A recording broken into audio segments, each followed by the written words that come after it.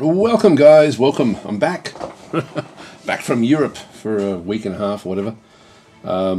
Basically in Europe for a week and then travelling for about half a week. It was about 2 days travel to get there, 2 days travel to get back. So it was a long time. And then yesterday was just a bit of a recuperation day, where I just sat around and did nothing and just sort of, but my sleep pattern seemed to be sort of back into my normal routine, which is still not healthy. So I woke up at my normal streaming time today, which I wasn't expecting actually. I thought I'd be sort of still not jet lagged, but just basically still in I guess a more relaxed state and able to sort of sleep for for a bit longer than what I normally sleep. Anyway, we're back to where we were. Today we are going to start again with Distant Worlds 2. There's been a new update, version 1.3.5.7, which came out just a day or so back, and that's actually got some interesting things in it. So I thought we'd start a new game. Normally I do like a 20-year, just let the game run forward. I don't think I'll do that this time. I think I'll just play it. I've got to really start thinking carefully now. One thing that came back out from the trip to Europe was that I really need to start thinking about how I manage my YouTube content. So there will be changes on YouTube, hopefully for the better, but it will mean less live streams into the YouTube channel. I do actually have a DasTactic extra channel, which I hardly ever use, but I'm thinking I'll probably use that for live streams and then come back in and sort of try to do more curated content on my other YouTube channel. So anyway, if you are subscribed, it'll be a little bit of time before I really get up to speed about what I want to do with that channel. So it'd probably be a fair few weeks just of trying to think about which direction. I think I'll probably end up doing a lot more tutorial content on YouTube, so that it's all in one place, and less content there on YouTube as well. I know that whenever I do these live streams, it actually ends up hurting the channel, so I don't want to be doing that one. Got pretty fired up actually with all the guys that I met over in Europe. It was a great time. Thoroughly enjoyed it. So what a great week that was. It was just amazing. Private Joe saying, welcome back. Hope you're rested after such a long trip. Yeah, no, it's funny because normally I would be stressing about the flight, and I was stressing before I left, but then I managed to relax into the actual flight when the flight was actually taking place on the way out there, and similarly on the way back. It wasn't ideal. I'm actually a pretty big guy, so sitting down in the aeroplane, I don't fit in the seats. I don't fit widthwise, and I only just fit lengthwise. So I'm sort of like in a box if I've got anyone next to me. And I had somebody, the flights that I had were 9 hours the first leg, and then then a stopover in Hong Kong, and then 13 hours from there. So the 13-hour flight both times I actually ended up with with no one next to me, which was great. So both 13-hour flights there and back were great because I didn't have to worry about anyone next to me. But both 9-hour flights, I had somebody next to me, so that was actually it makes it hard. But it's hard for them too because I am in their seat basically. So it's sort of they didn't sign up for that. They didn't sign up for having me next to them. But in both instances, the person that was next to me was fine. They were great, good to talk to, and that sort of stuff. So it was good. So I had good flights basically, but they were as good as they could be. Anyway, let's get into it. So Began subscribe. Thank you very much for that, Began. So greetings, Daz. Hope it was a great time. Worthy of long pants. Yeah, it was. Well, in the end, everyone over there was just wearing shorts, and I didn't pack enough shorts, so only sort of. I ended up in short. Actually, I ended up in shorts most of the time when I was over there, and in t-shirts. I brought a whole lot of polo shirts along. So. Anyway, ended up it was a lot more relaxed than what we thought it was going to be over there. But I did also wear flip-flops or thongs, which is what we call them here, in the last couple of days, simply because I took them along just because they're most comfortable for me. And I did so much walking that I ended up getting blisters, and the thongs were a bit of a godsend. God, I had a good time. It's just such a great time. Such a great place. The Netherlands is just so stunningly beautiful. It's just... Yeah, it was mind-blowing, actually. Really, really mind-blowing. Anyway, let's get into it. We're just going to go.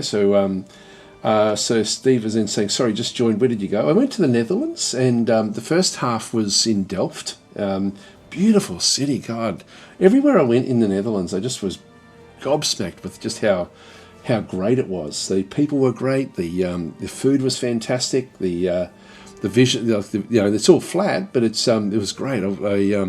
So the first part of the trip was actually like a semi-official, or it was official. It was an official trip out to Triumph Studios, who are the publishers and the developers, not the publishers, the developers of Age of Wonders. So it was like a special studio tour. Went out and met everyone, which is great. God, what a great company that is. Like, it's just astounding. Like, it was to see the process. Like, it gives me, like, I've got some really big ideas on tutorials and things for Age of Wonders to help people get into it. So it was really, really good. Like, just so good. But I'm under embargo now for a few things that they showed me, so I can't. I've got about 3 days before I'm allowed to start to show, or no, even longer than that actually. I don't know how I'm gonna manage that. Because there's some really exciting things coming for Age of Wonders, but I'm not allowed to talk about it just yet. So I'm allowed to talk about the trip, but not about the specifics of what I've seen. But there were some really, really good insights that the devs actually showed us, and also just for ways of trying to show the game. I think I've got some really good ideas about where to go, which is why I'm thinking I'll start to do more tutorial stuff, because I've got a week and a half or so where I can't actually record that, but I may just look at doing some other content for the release times, and make it a bit more curated rather than just this rambling stuff that I've been doing on live streams. So I do have to, like, that was where meeting the other content creators was just awesome. Just getting a bit of a feel for just the professionalism, I guess, of other people. Like, because I still want to treat this as a hobby, because I think that I do better when I do treat it as a hobby, but because I just do my own thing. But it's I don't want to lose that, but I do want to try to make the channel a little bit more. I try to grow it again, I guess, just get it up there a little bit, make it a bit more valuable. And so, because it certainly did it was interesting talking with everyone else, just about what they look at. I'll be changing some of the content that I do as well, actually, by the way. Talking to some of the other content creators, I've been convinced that I really need to give Hearts of Iron another crack, another really good look at it. So I'll be, it was a Paradox run thing, basically, so a lot of the content creators were very much heavily into Paradox. So there was a few games there that I'm really sort of thinking, I do need to play. So I will be playing some Hearts of Iron. So looking forward to that. So that's just from the things that they sort of said. Like, I know that I mainly sort of do tactical games, but strategic, like more grand strategy type things as well. I'm looking just from what I spoke to with some of the other content creators. It was got me fired up to start to look at some of these other games, which is really good. So I got a lot of positives came out of this trip, and it was such a laugh the whole time. It was just so funny. Everyone was just fantastic. Anyway, I'll stop gushing and we'll get into this one. So I thought we'd start again with Distant Worlds. Like, we sort of ended up running the last one where we just couldn't really lose. So I crunch and probably saying damn embargoes. Well, the actual content that we were viewing was sent to us while we were actually in Delft, like when we were actually at Triumph Studios the day before we went to the actual studio. And it was like, why now? Like, I can't even look at it. But then there's a fair bit of time ahead. And there's some really interesting things coming. In fact, I think that they've...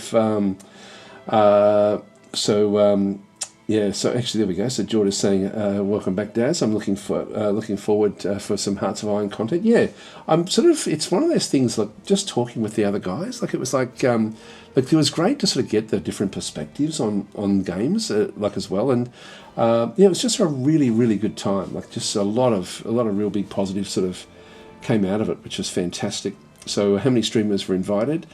About 6 of us, I think, 6 or 7. There wasn't very many. It was, there's just a few of us. So it was manageable. May have been slightly more than that, but it was, everyone was just so nice. Like, it was just, and it was so much fun. So anyway, it was very, very, there wasn't a lot of us that were there. which was great. You know, like it was, and we just, like it was every day was just, we just went and did things around the Netherlands. It was an incredible country. Just absolutely loved it. Anyway, let's get into it. We're going to get into this game, and we'll start a new one. I'm going to be doing, I think, a lot more tutorial type content where I just actually segment things out, which is not conducive to live streams. So what I think I'll do in the future with my live streaming is probably end up doing 1 or 2 live streams at the start of a series into my normal YouTube channel, and then actually I want to think of a way to do this, and then actually go to my DasTactic extended channel. So ultimately, I will be making more use of my secondary channel for when the live streams start to become a negative for my channel. Like the first couple of any series are always good, but then after that they then pull the algorithm right down. They make the channel then become very unattractive in terms of YouTube content. So I'm thinking I'll probably end up just making actual like more curated videos, more about tutorials, but I will do live streams as well. Like, you know, these sort of start ones will end up, it'll be a little while before I really figure out exactly how I want that to work. I do have to figure out how I can also then get it so that I can have the same, you know, it's like a playlist essentially as well for when I do the live stream sort of content. Anyway, let's get into it. So we're going to start a new game. And we are going to, now I've got the 700 stars. I find this is the best start for me. I just always like this start. We also got the various shapes of the galaxy. And these do have a big bearing on the game that you end up playing, particularly because they create choke points. So when you've got like this is the classic start, essentially, just with a spiral galaxy. And what this one does, it does create like a channel in between the areas where you end up with, my mouse is not behaving as well as it should. That should be okay. All right, so yeah, you end up with these sort of like these areas where you've got choke points between the spirals through nebula. So the combination of the shape, number of stars, and then nebula density will then dictate just how segmented off you are. So it's hard to see it, like this is a little tip if you are sort of newish to the game. So Crunch is saying, I love your tutorial series. Yeah, thanks for that. I think that I do tutorial series very, very well, like because I do...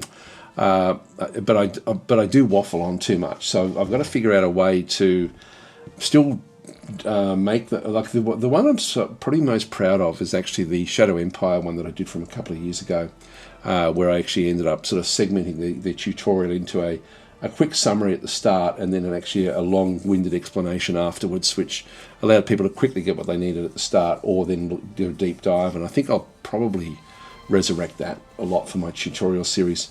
Looking really forward to starting a new tutorial, a really deep tutorial series into Dwarf Fortress, for example. I almost played that today, so I'll be sort of because there's new stuff coming there as well. So yeah, so I'll end up sort of, and I'll also do the live streams to get used to games as well. So I'll be doing the live streams probably to Twitch and also then back across to my extra channel to often learn a game and then play the proper one once I've learnt it. So hopefully it'll be better content. That's I guess is the goal at the end of the day. So it's I don't want to change what I do. I just want to make it so that it ends up being better on YouTube. Anyway, this is the so what we can see through here is if I go and actually make like a 2,000 star system. Now you sometimes can start, and if we do it overall size, you can start to sort of sometimes pick, if I go to dense as well, you will then start to sort of see the various things. I'll just see if we can make it so that it's, you can see the spirals there coming out, the two different spirals with a bit of a choke point in between. The black areas are the nebulas. So maybe it's easier to look at on this one through here. So if I was doing like a 2,000 star system, every single galaxy does have its own little nuance, And in this case, you are sort of, this little group in here, for example, is isolated from this little group in here, even though they're right next to each other. It's actually easier to expand out along the spiral than not. This still illustrates it quite well. This is just classic. Classic galaxies have a spiral shape with two large nebular clouds. So if we go and click on that one through there, we do sort of see like a spirally type thing that sort of goes in a little bit. And again, you can sort of see the density of the star map. In this case, it's not as dense on the outside, but it is very dense in the core. And so each galaxy does give you a different type of game, very much so. So with two large nebular clouds winding out from the center of the galaxy, the galactic core is densely packed with stars moving towards the edge of the galaxy. Star formations taper away, becoming less dense, but at the edge, stars once again pack together to form a distinct outer rim. So this one in through here, you end up with less. This may be a fun one to play, actually, one of these sorts of things. So you can sort of see the layout when you do play it with 2,000 stars and then a big 10 by 10 sector. You don't see it quite as much when you sort of go down into a small one. I won't play it on this, but it does illustrate what it looks like. Elliptical galaxies have a random scattering of nebular cloud formations. The galactic core is densely packed. So in this case, we're going to see more density in through here, but the actual nebulas are just randomly placed around the place. So you've sort of got like more of a random sort of placement. Ring no center. So ring galaxies basically is just everyone's around the outside edge. And so you do have some planets in the middle, but nothing really in the core. So in this case, you just got nebulas all the way around through the middle here, but all of the action takes place around the ring. These sorts of galaxies will give you a thing where your neighbours become extremely important, because it's going to be hard to bypass them without going through their territory. So I used to enjoy playing these, but not so much anymore, just because it is really all comes down to who your two neighbours are, or three or four neighbours that you can actually sort of get access to. Going through the middle can be quite difficult in this one, just because of the distances involved. So quite often you really are just dealing with whoever's next to you.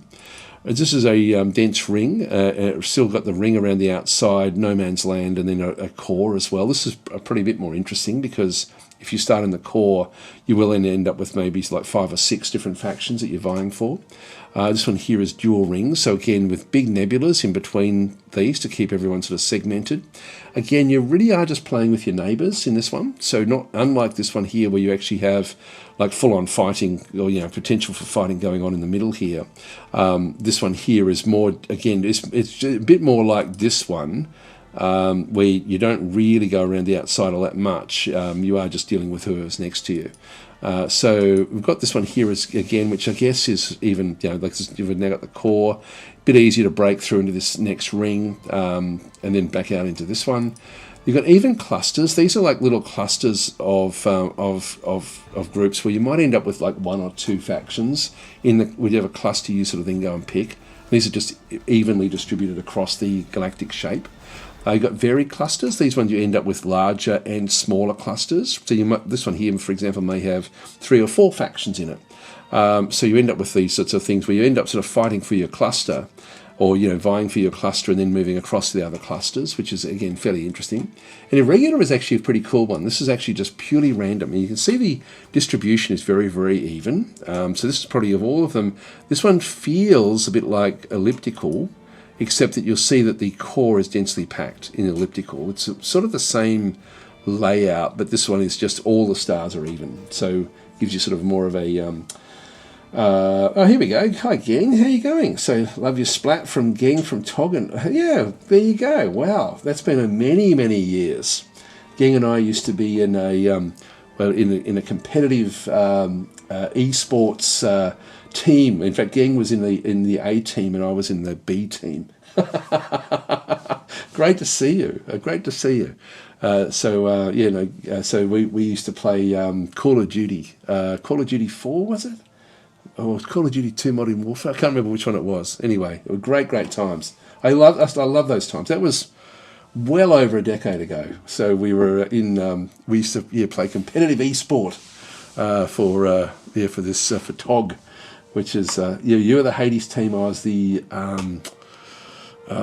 which one was it? Artemis?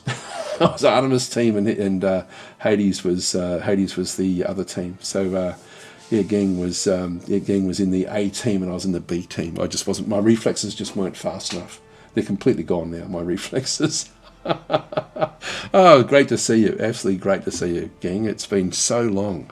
I often wonder how everyone, because I don't really, not really in communication with anyone back from that era, and it was, that was pre setting up my channel. Actually, that was a long time ago. So if you're wondering who I'm talking to, if you're watching this on YouTube, so I've got Twitch going as well as YouTube. Irish Richwash is saying, of all of the games where I had to guess, you did esports.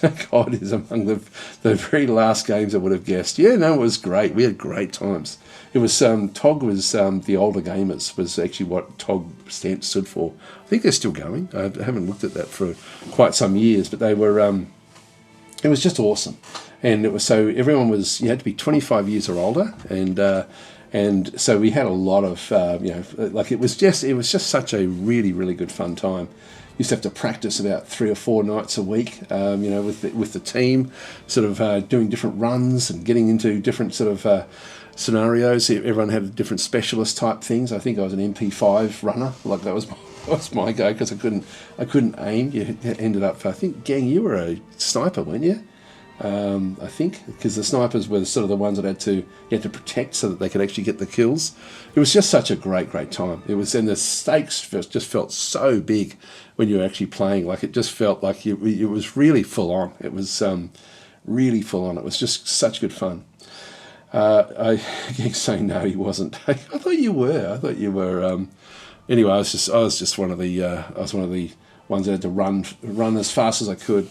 Just good team. It was just really, really good. It was great. And so the Hades team was the A team and Artemis was the B team. And so when we were practicing, we used to have to practice against the Hades team and just try different things to see if we could beat them.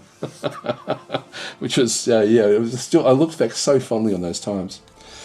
Hi, Turathon, how you going? And anyway, I just read a few more of the comments. So Dust Folly is saying hi as well. Big Toolie is saying, I wanted to rip the patch notes, but then I did the math and the game is just sad. It's not little tiny hope in improving. I want to believe. I'm not sure what you mean there, Big Toolie. No Steam discussion, 100 people playing, no hype, no attention. With 150k sales of DLC coming will peak at 2 to 5,000. Just thinking they need to go in another direction and not DW2, sadly. Look, it's a niche game. Keep in mind there's this very small team working on it, so they don't need the sales of a big, like, this is very, very niche. So King was saying we weren't the A team. Hades wasn't it? I thought Hades was the A team. Anyway, I'm pretty sure you were. You were always in the finals, and we only got into the finals once. So Big Tully saying, yeah, we're giving one dev or so. It's likely to be the star sector in its updates. Look, I know they're working on the pirate update. Anyway, I'll continue on sort of doing this presentation, and we'll sort of go from there. So anyway, the different galaxy shapes do give you a very different game. I've been just playing on Spiral for so long now, so maybe we will mix it up a little bit. Maybe we go dense ring. Oh, no, let's elliptical. Not sure which one we should do. I don't want to do these rings where the rings have become too prevalent. That one there is probably a good one. Gives us a bit of choice to break across the rings. So, hi, CN Sand is saying, welcome back. Thanks for that. Yeah, no, it's just such a great trip. It was just it was just mind-blowingly good.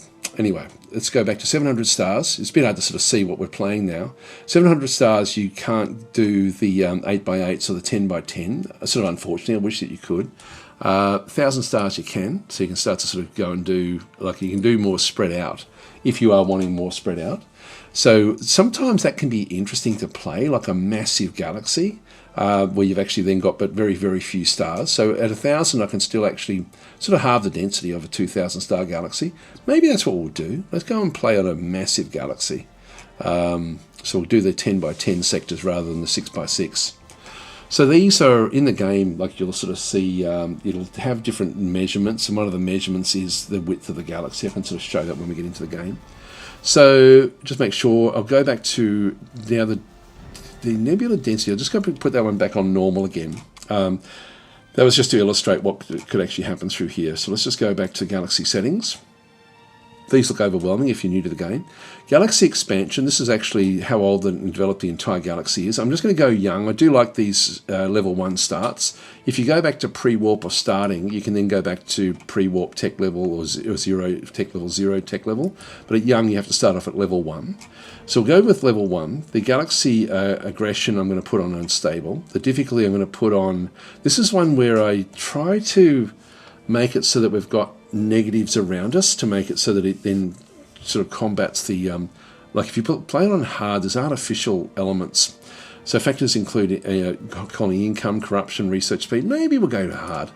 I tend to try to do hostile races near the player. You can actually change your difficulty by just making this higher than like if you go to normal and normal, that's too easy. But once you start to get some more, you should end up with enemies around you, and that often is a good way to not actually have the game cheat.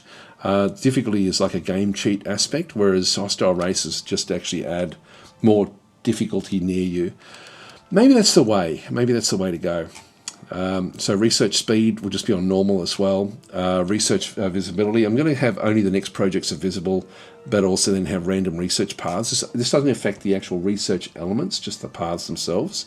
And allow tech trading on. I like this in this game. I don't usually like it, but I do like it in this game.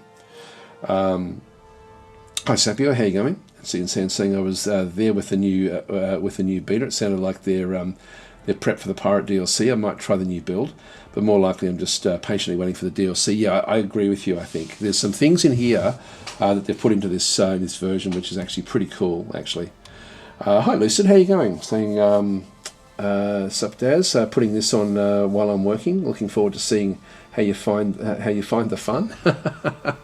So if you don't know, Lucid Tactics is if he's on YouTube at this stage. He is the best Dominion's player I've ever come across, and he'll say something like, "No, I'm not," but he is. He actually is.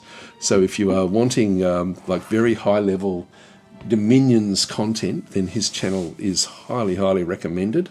Yeah. So anyway, it's interesting. Anyway, hi Lucid. Been a little while since we've chatted.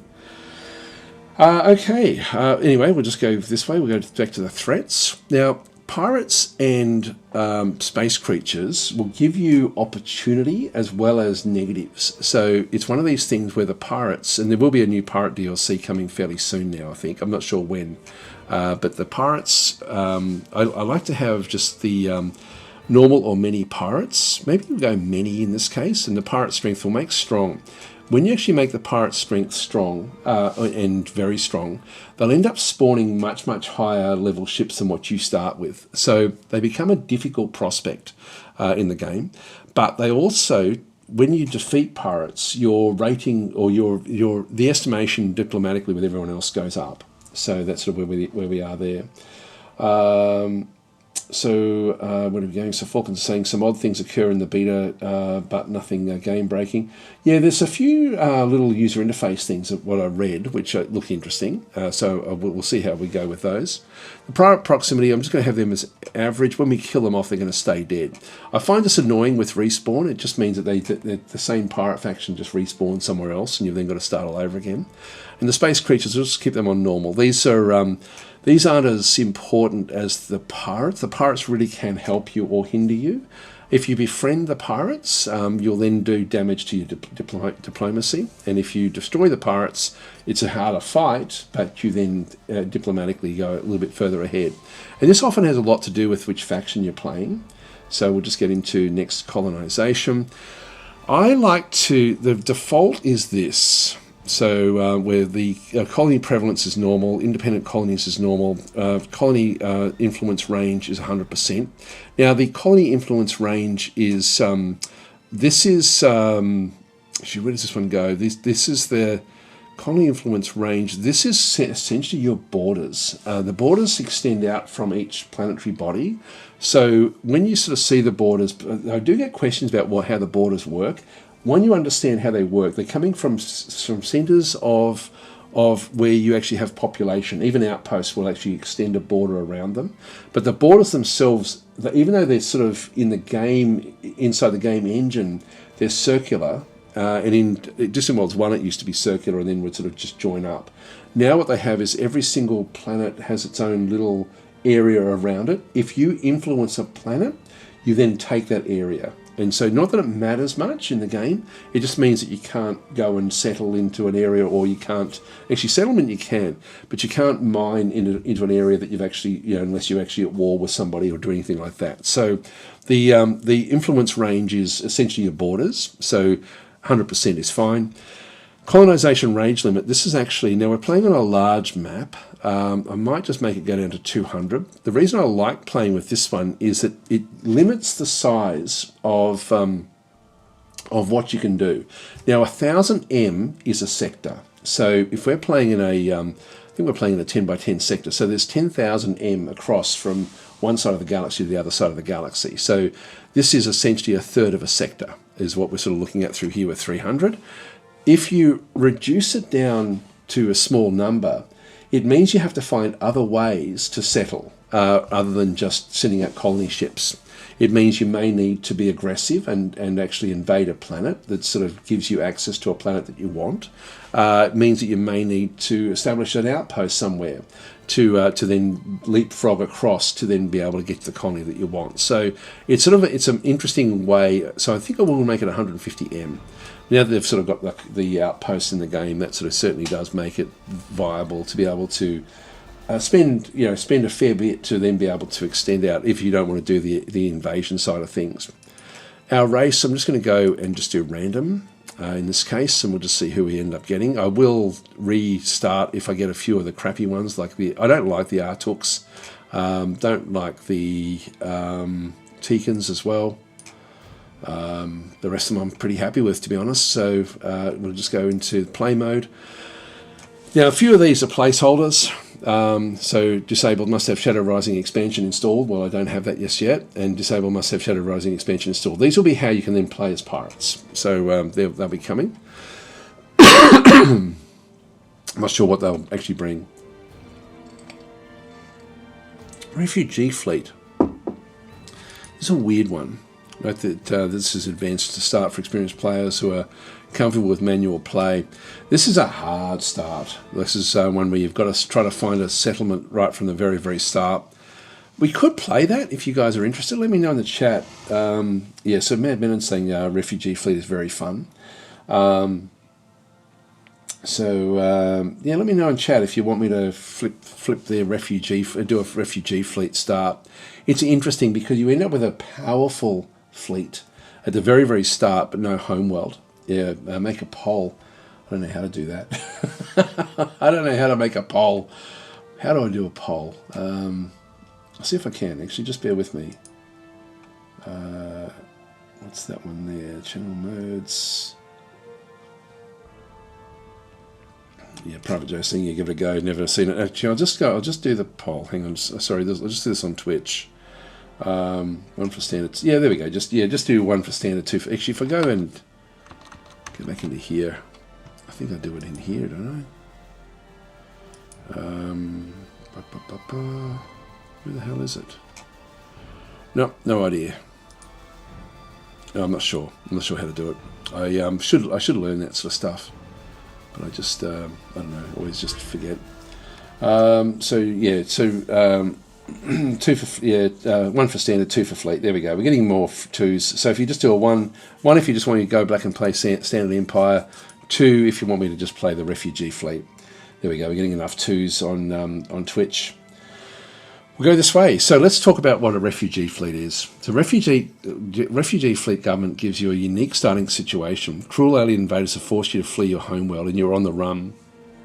You have no colonies. Instead, you start with a small fleet of ships, including a few military ships, some fuel tankers, some exploration ships, and your lone colony ship. Your objective is to establish a new homeworld, then to select a new government and transition to normal play. But where will you go? So ancient myths record a time in the distant past where a band of your people were exiled, leaving your homeworld behind and travelling far across the stars to establish their own new world. Over time, contact with them is lost. Can we find them again and join forces? So this is a bit more like Battlestar Galactica. Here we go. Everyone's wanting this refugee start. Great.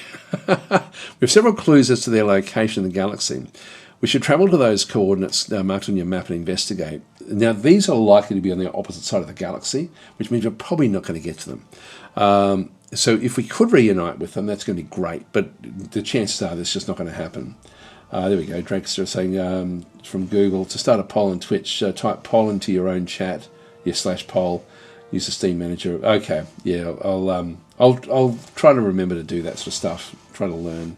Hi Morbits, how you going? So we want you to suffer, says Man, and there we are. So alternatively, if we cannot find them, we can also establish a new colony of our own. We have a massive colony ship. Oh well, maybe it is going to be close. I hope it is close to us, containing all of the remaining population in our faction. We can use that to establish a new homeworld. We should carefully look for a planet that is suitable for our race.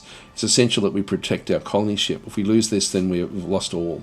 So once we establish our new homeworld, we will then select a new government and transition to a normal empire with all of the usual features, research, construction. Now, I'm going to have to be careful what faction I play, so we'll just go next. So this is where we actually start. So we've got the fleet name. Note this is an advanced start for experienced players who are comfortable with refugee fleet governments. So we end up with the fleet name. I'll just leave that as random. The fleet flag, I'll just leave that one with where that is. That'll be okay. The fleet composition, we've got a few different ways of changing this. Don't know if it's going to give me much information. But the fleet composition of the refugee fleet. So some fleets will be more focused on military and defence, while others will be on exploration and resource acquisition. So we end up with, like, this isn't too bad. A basic fleet is going to give me 2 frigates, 2 destroyers. Now remember, nobody else has destroyers at this stage. So we're ahead of the game in there. 1 fuel tanker, 1 colony ship, 2 exploration ships, 2 passenger ships, so that's got the starting population, 1 mining ship and 3 small freighters. So that's sort of the basic start. Military-wise, we end up with a cruiser on top of the 2 destroyers and frigates, 1 troop transport, so we're sort of ready for invasions and stuff a little bit, 1 fuel tanker, 1 colony ship, 2 exploration ships, 2 passenger ships. I like the idea of that one, to be honest. Exploration and colonisation is when we end up with the 2 destroyers, 2 frigates, fuel tanker, 2 colony ships, so we end up with extra colony ships. Exploration ships, 3 passenger ships, so we get a better starting population. 1 mining ship and 3 small freighters. And then resources, this fleet of additional mining ships and freighters. So this one is 2 frigates, 2 destroyers, 2 fuel tankers, 1 colony ship, 2 exploration ships, 2 passenger ships. Now 2, is it basic? Was just 1, wasn't it? Yeah, no, that was 2. So yeah, 2 is the basics. Extra mining ships are really important. Yeah, so this one is more about mining. I think we might go military and give ourselves a cruiser right from the start. So we'll go that way, just with one colony that we can then establish. And fleet tech level is, so select the tech level for your refugee fleet. High tech levels give better hyperdrive, scanners, weapons and defences. This makes it easier to reach destination, establish a first colony. Lower tech levels make it harder. So this one will just give me a... so as everyone else will be starting on level 1, we'll start on level 2. I think that's fair enough with a refugee fleet start. The fleet starting location, let's start in the centre. Just try to push it so we end up in here. And see how we go. So we'll go that way, and we'll go military as our as the actual start that we end up with. Other empires, I'm going to make it so that we've got 12 other empires, just random. You can actually set things up in here as well. I'm not going to do that. So we'll just leave all that off. So I'll just turn them off as well. So we're just going to have the 12. Which with what we've got, I might make it 14, just because we've got 1,000 stars. Victory location, victory's threshold, I'll just make 70%. It's Return of the Shakturi storyline. I'll make this one very late, or I might even turn it off in this case, I think, because it's going to be a long time for us to build up. We'll keep all of the, let's just go through, the race-specific story events are off. I don't like them. The colony events, this is disasters and random plagues. I'll keep that off as well. These become a little bit too much. So we'll keep that one through there. This one will then allow the actual, if you turn off the Return of the Shakturi storyline, you end up with being able to still create federations of different planets. General story events, so pre-warp home system, that's okay. Abandoned ships, abandoned bases, that's all fine. That's all good. No time limit there. Everything's good, I think. You can tweak how important these different things are as well for your overall, the scoring as to how things actually sort of do work. I'll just leave that on. That's going to be okay. We'll start the game and see who we end up with. Now, I'll be looking for a fairly high-tech start, to be honest. So we may be restarting a few times. It's nice and easy to restart in the game, which is good. Hi, Adam Stool. How are you going? And Shin Sadi is saying greetings from California. Thank you for the new DW2 campaign. Yeah, no, I'm looking forward to this. And if you've got questions about the game, please sing out. Adam Stool is saying, I've got very low hopes for Distant Worlds 2 Pirates DLC. I'm not looking forward. It's not looking like it's cooking. I think it is. I think I haven't looked in the beta area for quite some time, but I'm sure it's on the way. They're probably just tweaking things. I thought it was close, actually. So I think it's going to be coming soonish. And I think because the team is so small working on the things for Distant Worlds, it does take them a while to sort of get everything sort of sorted out. By the way, if you are new to this game, if you're sort of watching this and thinking, I wonder what the game is like, you've got to put your head into a completely different headspace than in pretty much any other Space 4X. This is a simulation at its core, not a game, whereas the other games are more game. So this one's here. If you embrace the simulation, you'll have a great time in this game. If you don't, if you think of it like a game, you are not going to enjoy the game. I can tell you that pretty much right away. I love it because of the simulation. Madman is saying the devs are being very meticulous about the development, which is good. There's a lot, I think, that can go wrong with something like the playing with the pirates. So it has to be good when it does release. Hi, Rel Myers saying it's our guy for space strategy games.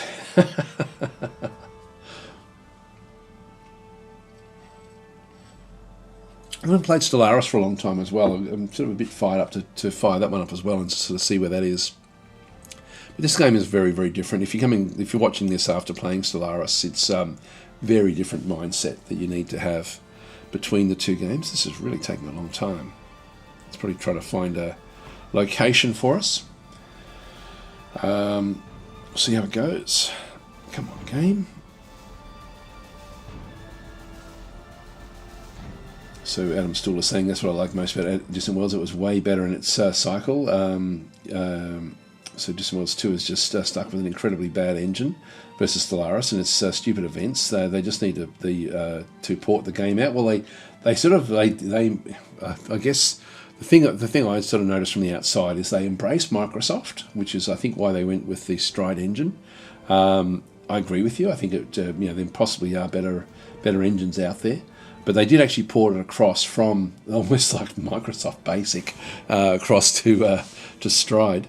It does make it more inaccessible for modders. Like if it was in Unity or something, it would actually, that would probably be a better choice. But I think the devs in that are really, they understand Microsoft, so they sort of end up in the Microsoft environment. This is really struggling here.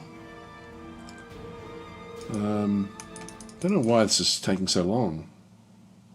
I might quit out and start again. Sorry, guys.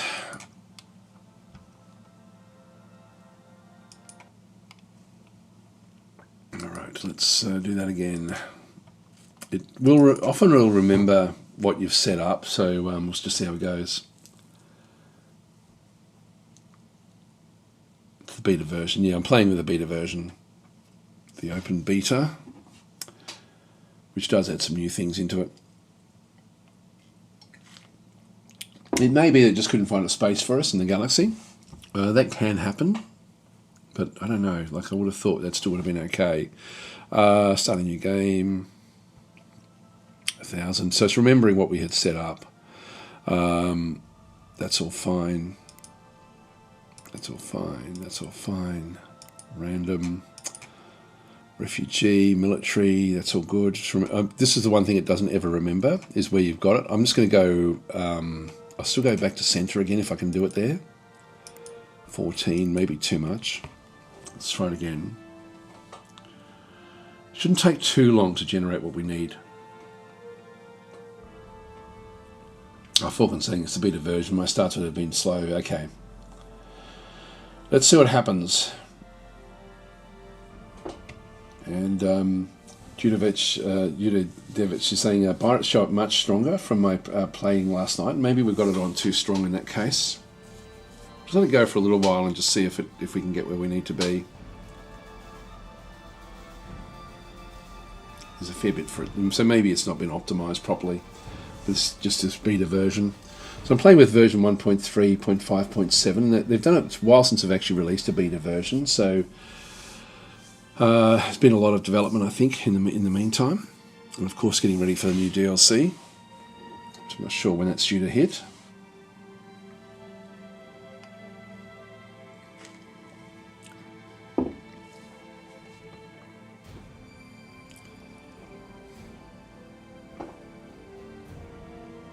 Come on, game. Come on, game. You can do it. Just let it go for a few minutes and just see how we go. Okay, yeah, man, saying if you're starting the game after a long time, which I am, like I haven't played it for a while, first pirate shows up with around 30 ships at one. Like, wow, okay. I think that can happen sort of randomly, depending on the pirate group that you're playing at, like that you've got. I think also if you start off with humans near you, I think humans also often have like a lot of people just have by default. There's the quest storyline events, and if you leave them on, it also sets up for the AI. The AI still also has its story events as well, sort of, which means that if you've got humans nearby, and then their pirate fleet it sounds like the human pirate fleet, which is a super fleet, which the humans have to deal with in their storyline events. That may be what happened. If it was a human pirate, that's probably what the go is. And if you started off as the humans, then that would definitely be what it would be, I would guess, if you don't have the quest lines turned off. Which I do, so I've got them turned off. I'll just let it keep on going for just a bit longer.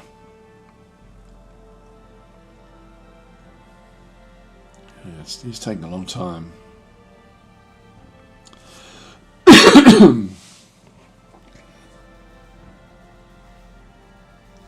Oh, okay, so man, saying it took you 5 minutes yesterday to start it up. All right, we'll let it go for a bit longer then. Let it just figure itself. Oh, there we go. It stopped doing something. That's usually a good sign. Should stutter a little bit and then get us. There we go. There we go. So the Harkonish administration. So it should now be faster to load in after this one. I'm not going to play as a Harkonish in this sort of style. This is going to be too difficult. So let's just get started there.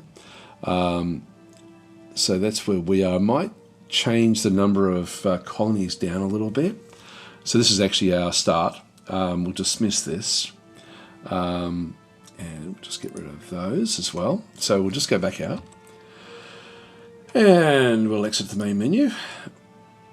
So certain factions are difficult to play with, and this would be one of them. So we'll just go back into start a new game. Shouldn't take anywhere near as long as next time.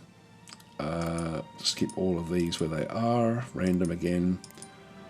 And I'm just going to go random start. Just see where we end up.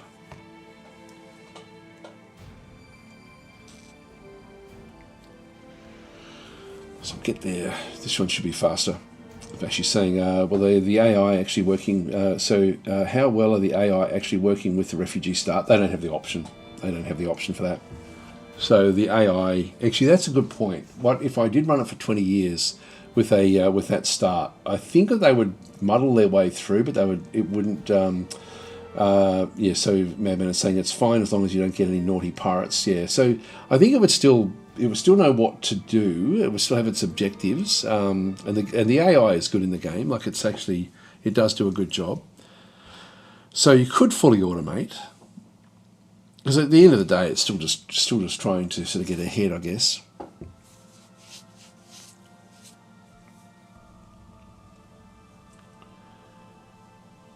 Okay, the Dedovic saying wasn't human. Quamino's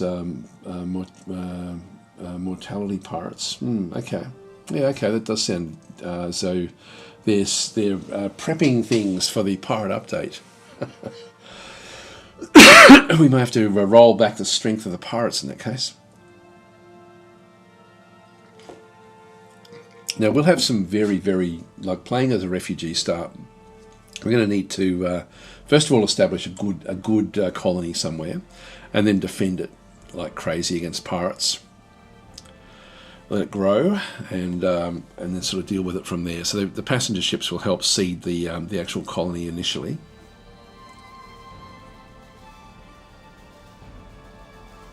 And we have to find a good spot as well. It is taking a long time, even this one here.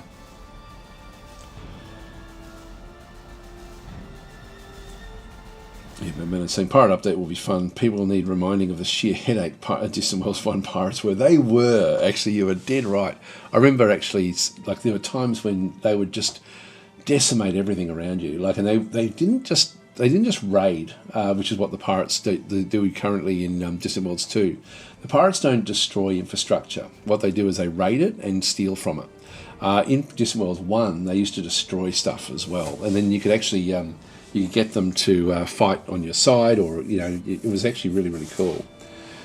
So Bambooty, I'm saying, is a new DLC near? I've been holding on for quite some time to start a new run.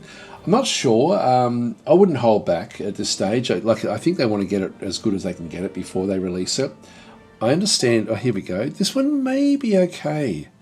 This one could be interesting. Playing as the Ikaru. It's not the one I would have chosen to do it.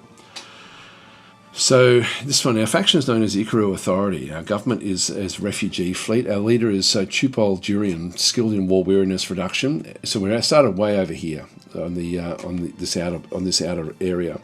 We have no colonies. Instead, you start with a small fleet of ships, including a few military ships and fuel tankers. Blah blah blah. Where will you go?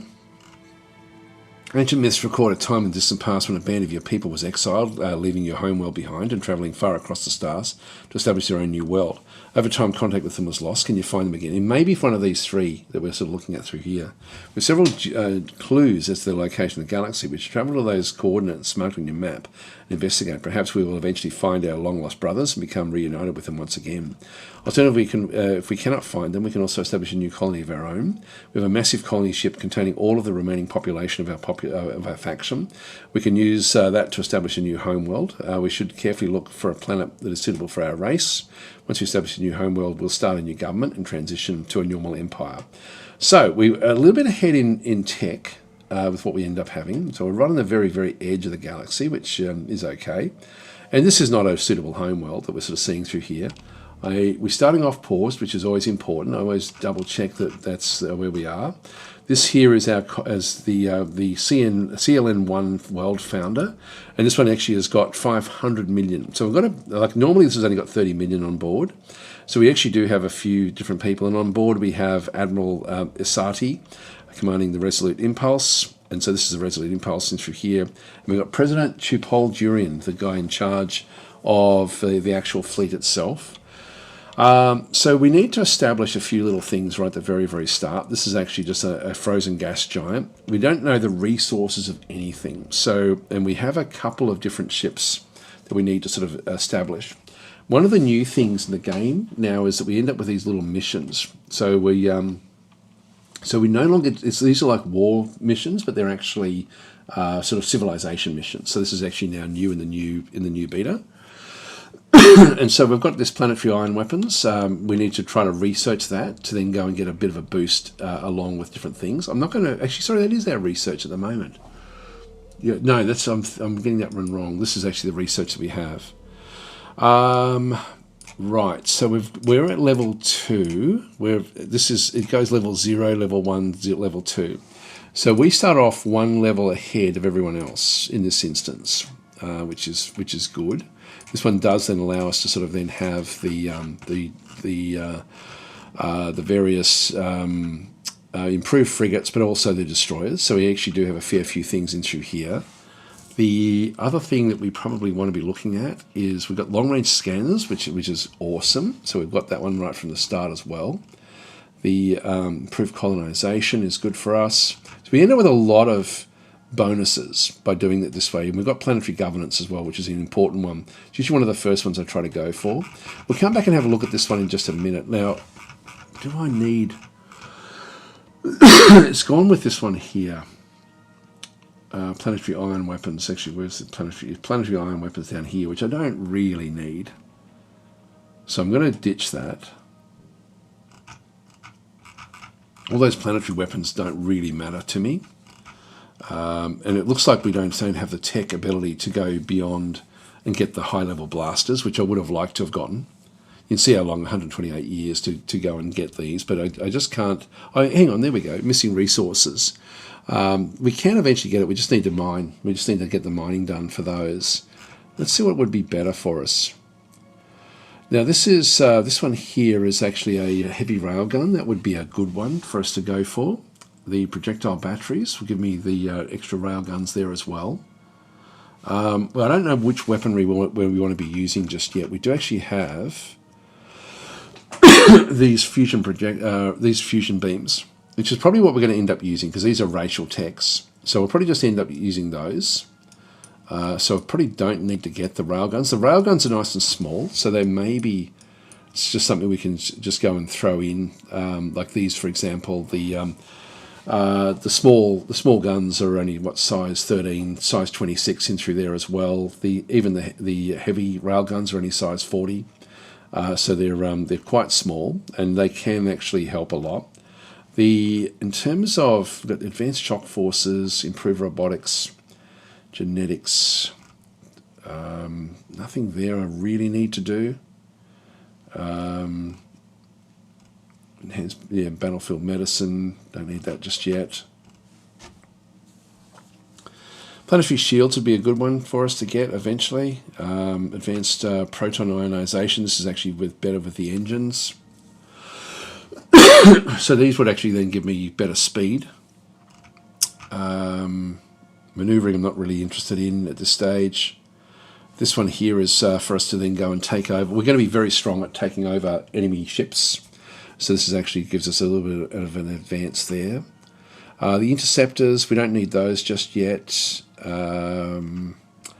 Large civilian ships would be a good one for us as well once we sort of get going. Improved defense bases. We've already got defense bases. We've got everything we need, really. This one here gives me the medium spaceport. That would be cool to go and get the cruisers.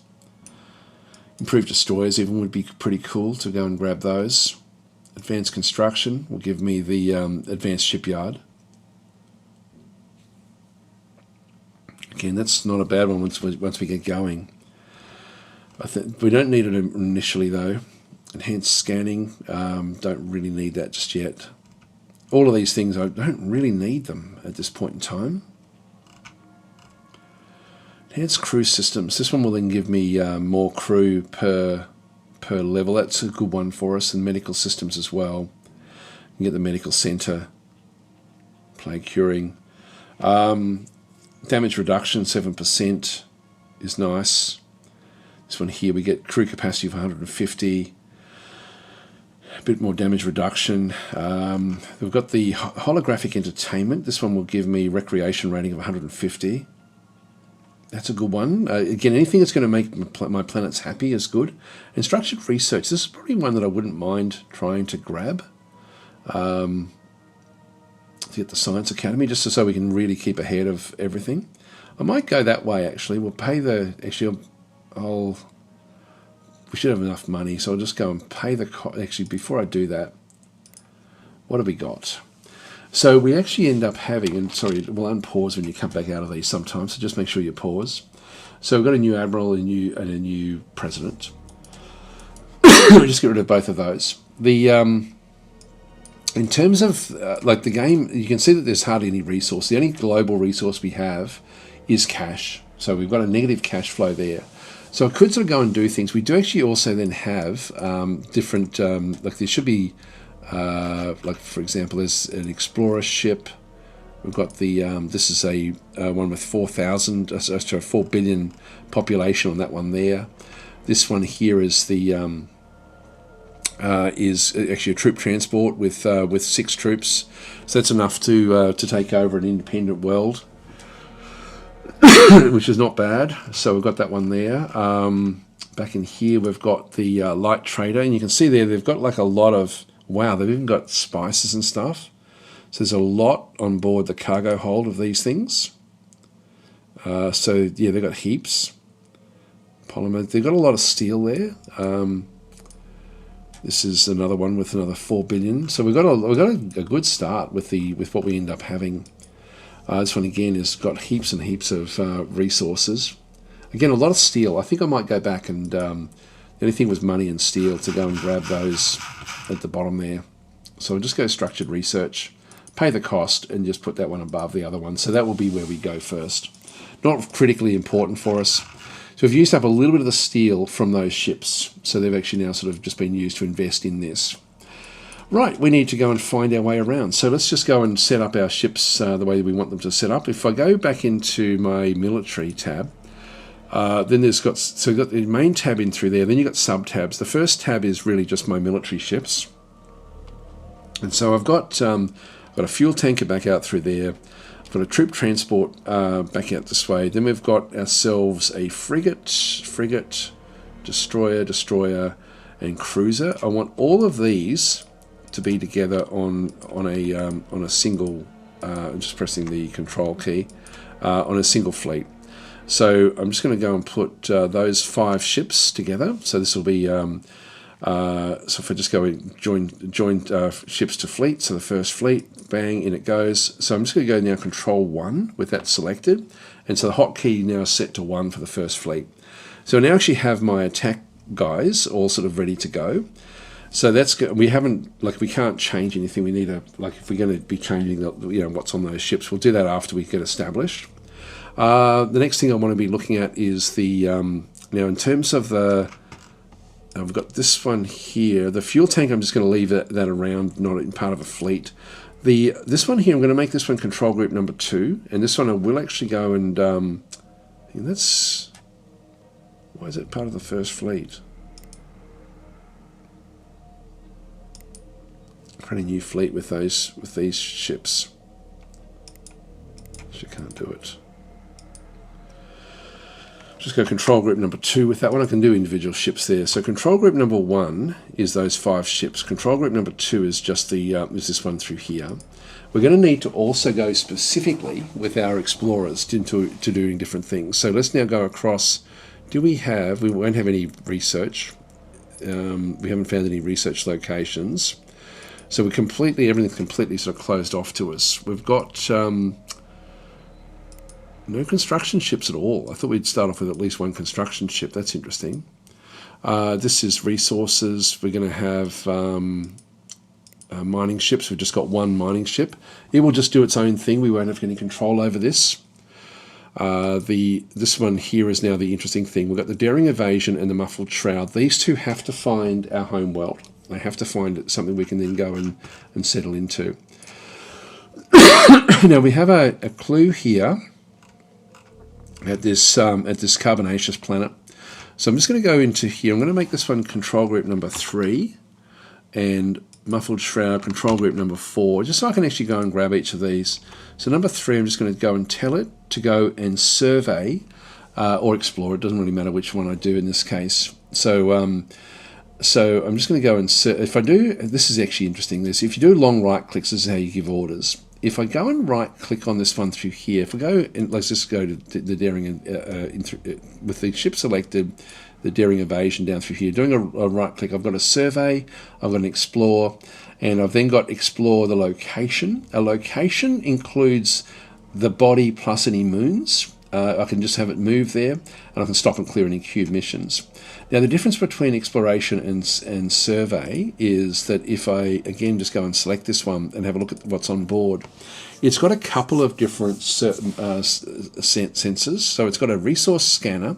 So this is, you can see it's exploration power of 5, exploration range of 5,000, and the exploration time of 45 seconds. This is like it pings out away from the actual body itself to see what it can find. Then we've got the advanced survey module through here. So this is only just a survey scanner. And this one is actually a landing team. This is like an away team. And so these actually survey amount, it goes up to 15, and then it does ones after that, up to a total of 25. So it can sort of go, the first away team will get you to 15 as exploration on a planet. And then after that, it'll keep on staying there. But every time you send an away team down, it's 110 seconds.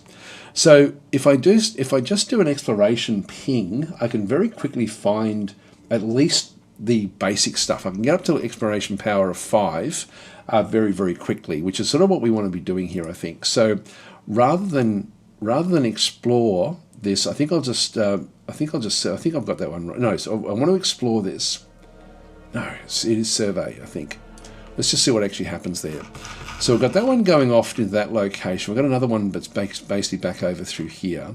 So just go back to number 4, which is the muffled shroud. And we'll send it over into here. And we'll just go into, actually we'll just go and right click on this one here. Still not going to be able to find anything. I'll just go and just move it there. We have to just, now we've got these set to manual, so we now need to micromanage what's happening. So we'll just see what's going on. Now, one thing I would like to try to find is I want to bounce across to every single planet that may be a good homeworld. So carbonaceous planets, now if you're unsure about it, whichever faction you've got, each faction has like a different preference for how things actually do work. And so in this case, if we go across into the Galactopedia, get rid of the game concepts and then go across to alien races, so we're the Ikaru. And it will then give me a big, long sort of list of different things. But what we like is, this is the colonization suitability. So our best planets are forest planets. Marshy swamp planets is next. Desert savannas are okay as well. Continentals are 10. Ocean, grasslands, mangrove, and even ice tundra. We do have a little bit there as well that we can then go and sort of go and get. But we're really looking for forest and swamp planets is really what we're sort of trying to get. Desert savanna as well. I didn't realise that they like those.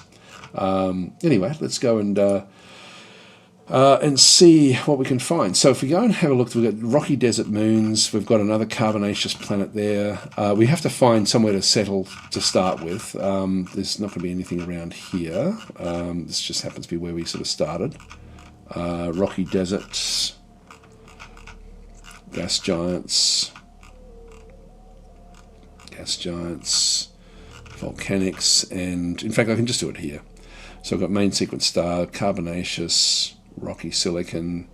I can just have a quick look, and wherever I go to a different location, I can then just see what's there. Anyway, let's just unpause the game and just let things actually now happen. So the Explorer ship will now zip across to here. Message. So review automation settings. So this one here, now this is actually really cool. They've actually added this one in a little while ago. If you haven't played the game for a while, you will find these ones come up a lot now.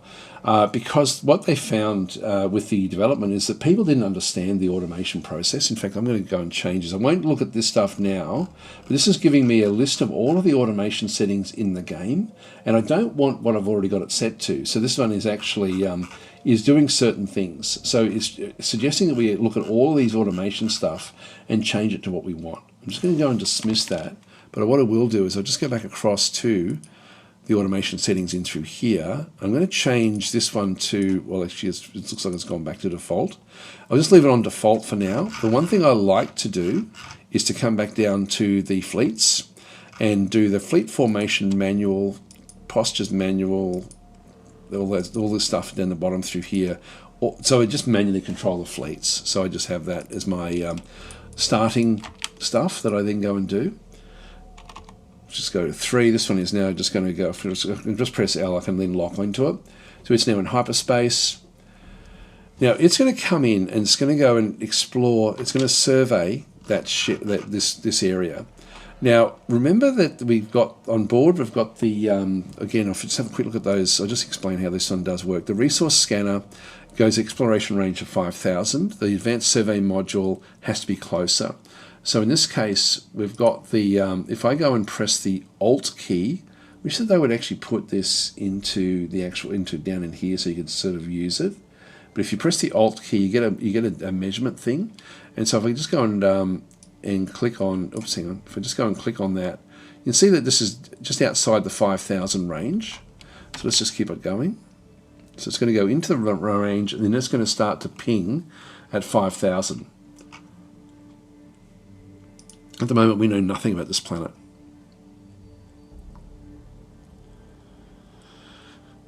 And there's no point staying in this system after we do this because there's nothing else for us here. Oh, we've got a Gravelex that's now coming out. Oh, these guys are off doing their own thing. So this is my first fleet. There's a whole lot of Gravelexes here that have actually. Oh, there's a volatile storage. So we've actually found some loot already around this particular planet. So we've actually found like debris that's just here, so this will be probably some information at this location. So these Gravelexes are just hovering around, so we will actually end up just automatically destroying those. If I go back to my first fleet, we'll find that these have been set up to as an attack role. They will just fight whatever they can find in the location. They're an attack fleet, which is fine at this stage. We'll set that up later on. Top up. We don't have enough ships in this fleet, but we'll just set that on up manually. And so it's now just going to go off and do its own thing. Let's just keep it going, and we'll just let this thing do its testing as well. There's a lot of cargo containers in and around here. Now I can't do much with those. We want this one to do its survey as fast as it possibly can.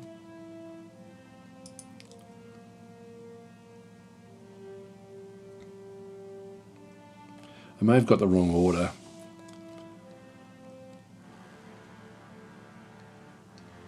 This is now definitely within range. Here comes the rest of the fleet.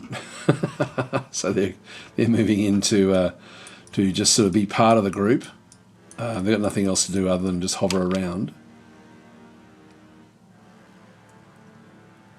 I think it's trying to send an away team in. Let's give it another order. Just do an explore. That's stopped now. And so it's now doing the exploration. Yeah, this is the 45 seconds. So it's now sending out a ping. Get out of there. Okay, so that's now too dangerous. So what we'll do is we'll send it. It's now escaping the system. We might just send it off to another system. And what have we got over there? That's nothing as well for us to worry about. If we do take big damage here, we're going to have a problem. So that needs to jump away. Let's hit our shielding. So the outer rung is shielding. The next rung down is armor. So it's broken through the armor. And now it's going to go after these ships. But we should be able to destroy these. There's a fighter craft, which is sort of zipping in now to try to take these things on. This one is actually struggling. If we go back to the first fleet, these ones are all spooled up with their shielding, which is fine. Yeah, this is all just odds and ends in through this other side. So we'll kill off these Gravelexes with the fleet that we actually have. Now, it's going to be hard for them to hit this thing, but it's going to be one hit kill. Here they come. So we're using even we've got traction beams on it and all sorts of stuff. It's been destroyed. This guy's still zipping around all over the place. So this is like a small fighter craft. Geez, even he's actually smashing through these things. He just got destroyed. Now we can rebuild those. We don't have to worry about that. First fleet. No one's taken any damage yet. Another one down. And we'll just go back to number 3 again. just tell it to explore here again. We need to find out what's on this system.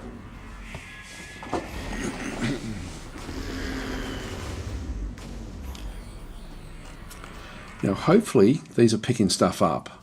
Yeah, picking up computer cores, no mission. So some of these will just be going off. They've got nothing else to do, so they'll just go around and pick up stuff, pick up structural reinforcements.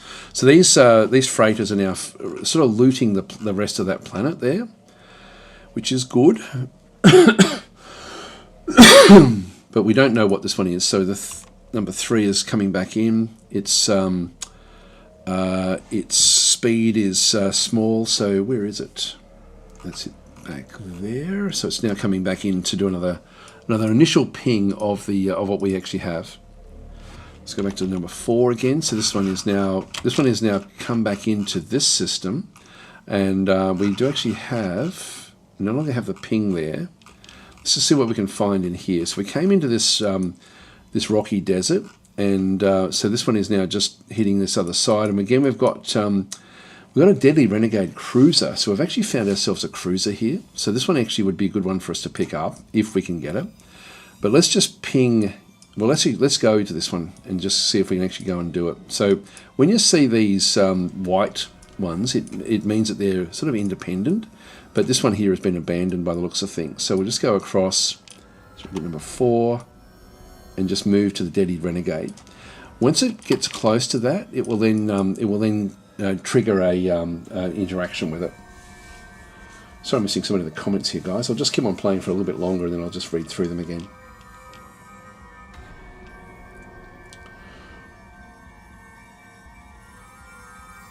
Now we'll go back to number 3 again and just see what it's doing. So it's now it's still got 25 seconds. Has it done one already? No, it hasn't done anything at all. So what we're looking at through here is if we have visuals on a planet, we have 1 exploration level. If we can't see it at all, like we can see the stars, we just can't see the systems. So we've got this one here where we're sort of back out through this other side. Now, when I go into this system here, I'm just going to look at the planets down through here. Rocky desert, rocky silicon, sulfur, ice, magnetic asteroid, and then ice tundra planet. So nothing in this system is worthy for us to settle into. It's just that this down through here is actually interesting. I'll just go back to number 3 again and just keep on sort of seeing how we go here. And we'll just keep on sort of whittling away at this. Now they're still just going around and picking up the computer cores and things, and we will find loot from this.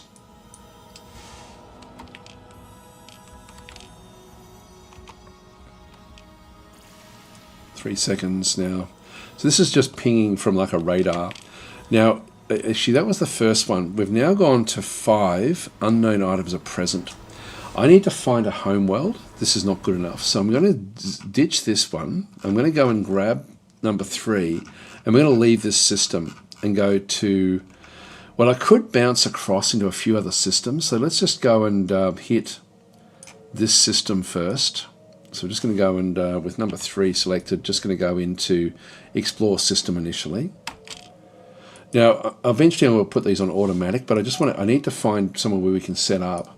Okay, what happened here is we've just system maps were discovered. So while salvaging the computer core in the Akath system, we made the following discovery. We found detailed maps of the following systems: the Hisana system, which is this system in here. So we now can see the planets that are in this system. So we've got a giant blue star, rocky desert, and then we've got solar gas giants plus a rocky ice moon. So nothing in there for us either, but at least we know what sort of planets are there. And so if we have a look at any of these planets, these are just going to be level 1. We've just got visuals on it. So that was actually, it's useful for us to find these detailed maps now.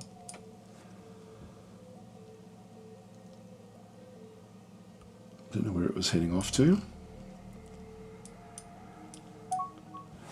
Okay, so now here we go. We've actually now found, we found detailed maps for the following locations. So ACAF 1, whenever you see a 1 or anything like that, it's going to be, they're going to be like the major planets in the orbits. Whenever you see a name like Enibitiod and Idolanod, these are moons. So we've got some different moons. If I go to show me, it's not going to really show.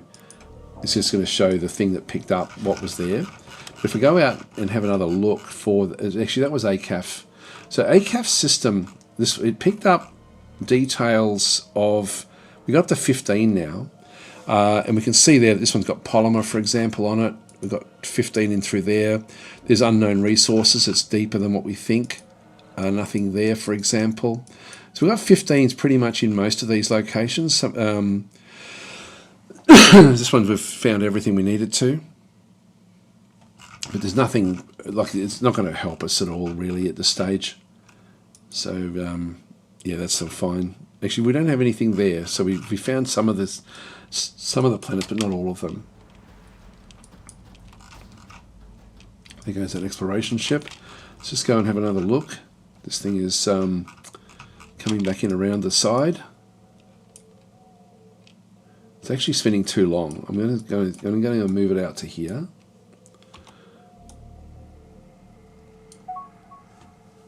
New resource discovered. So we've got the Gravlex crystals that from the Gravlex we just destroyed. This will then spool up to jump. So it's just sometimes if it's close, it'll just do it'll just go around using impulse. It's faster for me to jump. When I jump, there's a cooldown after you jump into a location before you can then jump again. But this is okay. We're now just going to go and tell it. This is number 4. Just going to go and tell it to move to here.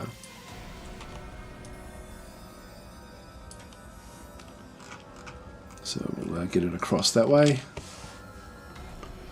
So it will then take a few seconds for the jump to spool up, and then it'll take a few more seconds for the jump to actually to go across. So being insane, did they happen to say anything about Steam achievements for this? They helped me to play in ways I normally wouldn't. I'm not sure actually. Sorry, I don't know. I didn't read much about it at all. Yeah, we've got some more locations in that same system. I could have told it to go there and we would have been right on top of it. This could be a pirate ambush. Yep, so ACAF, we're just finding more and more about that initial system that we got to. Yeah, if you want to grab my attention sort of urgently, just do it at DasTactic, it'll then sort of sharpen red. And if you're on Twitch, it'll beep at me.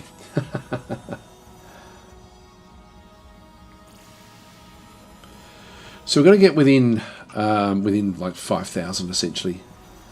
And again, if I just press the Alt key and then sort of go and click and drag, I see that's within 2,000, so that should be close enough.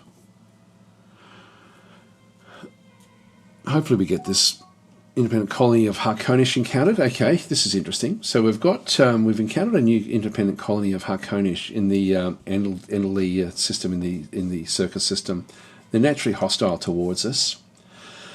Planetary facilities present are a planetary shield generator. So let's just go back across. All right, let's have a quick look at these guys. I'll just pause that again.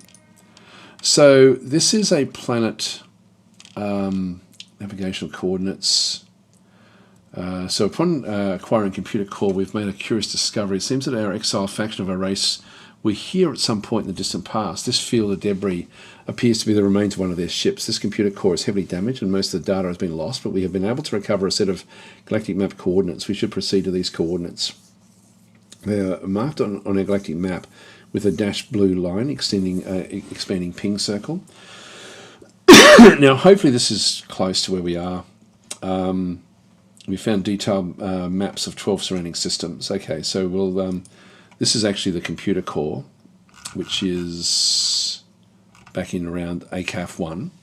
So this is... so we've just picked this one up, navigational coordinates. If we go and dismiss this message and then just keep it zoomed in, we should find another ping. There we go.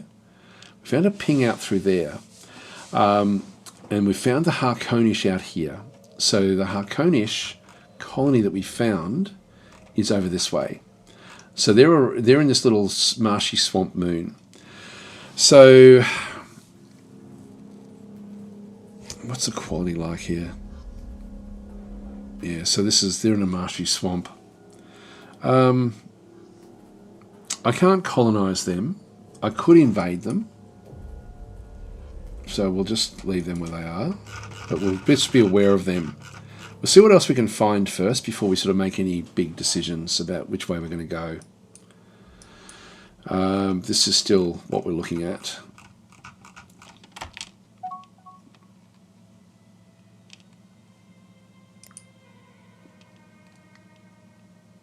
Just get rid of that one there. So this one's getting close enough. Hopefully, I'll just get it to move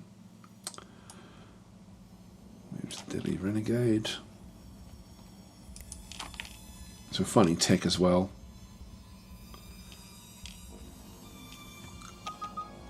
Abandoned ship encountered. So we've encountered the abandoned cruiser. We'll investigate. And so we've investigated an abandoned cruiser, Deadly Renegade at Posterior 4. The cruiser is slightly damaged and currently inoperable. However, we could acquire it by sending a construction ship. We don't have any construction ships. Disassembling the advanced technology in this ship at once, which we can't really go and do. So reveals more data, more navigational directions, and we've found detailed maps of 13 surrounding systems. So we'll just go and dismiss that. We should, with finding information about systems, we can now start to see names appear where we're getting information. This is now pushing us even further out, and so with all of these little systems in here is giving us some information, and we are starting to get like potential home locations for us. Now we still have this one here, this number 3 is still going off to look at these. I no longer need it to go into these locations. We have up to level 2 now, which is not really enough. So what I need to do is I need to find potential. There's a mangrove forest planet there. This one here is actually not too bad. It's plus, if it's over 20, the colonization suitability, that's actually not bad for us. So we do have a potential colony there. I can just go back into my colonies, back into here, and then go to new colonies. We've got the colony ships. It's funny, it's not really showing us anything there. New colonies and outposts. It's not giving me the list of planets because we don't actually have an existing colony. We need to have one colony to start with. So we'll have to go through manually with the different planets. So it's funny. I would have thought it still would have worked.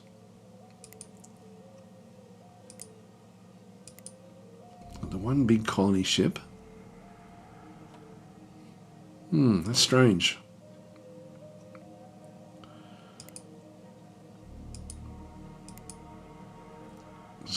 I'll just see if I can actually... Yeah, it's not really going to work. Okay. I'll just leave it where that is. We are going to have to manually do our first colony then in that case. And we do actually have a fair few that we can now sort of see in around the location. So let's have a quick look at the ones that we are aware of. I'm just going to get this one to go straight to this location. So it's going to this moon here. This is a sulfur volcanic. Now there's definitely not going to be anything there for us. We'll just go to explore that one. So we're really just doing very rudimentary exploration at this point in time. I'll go through every system that we're aware of, and let's just start back in the. We know that this one here has got nothing for us, like with the different planets that are there. This one here, nothing there. So the Uluru system, nothing there. I want a system with a lot of stuff in it. So none of these I really want to have as my initial homeworld, even if there was a reasonable planet in there. Posterior, it's got a fair few planets. So I'm just looking at, I'm looking for forest moons or forest planets. So nothing there. So even these, what have they got? Nothing much. We're not finding anything that's really going to be suitable to us at this point in time. Nothing there.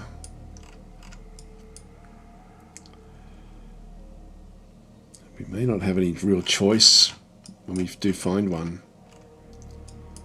Oh, we've found Caribbean spice.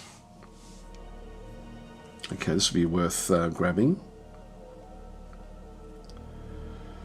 But there's nothing colonizable in there. But that's actually interesting. That is very interesting for us. And we've one of these. Nothing there.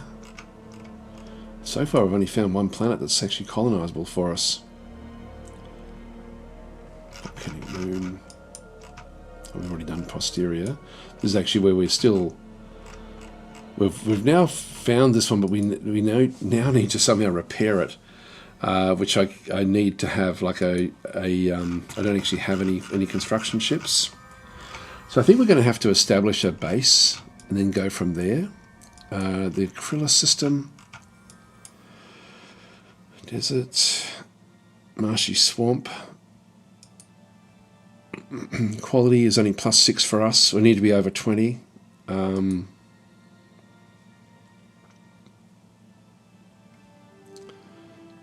The desert savanna planets. Yep, no good for us.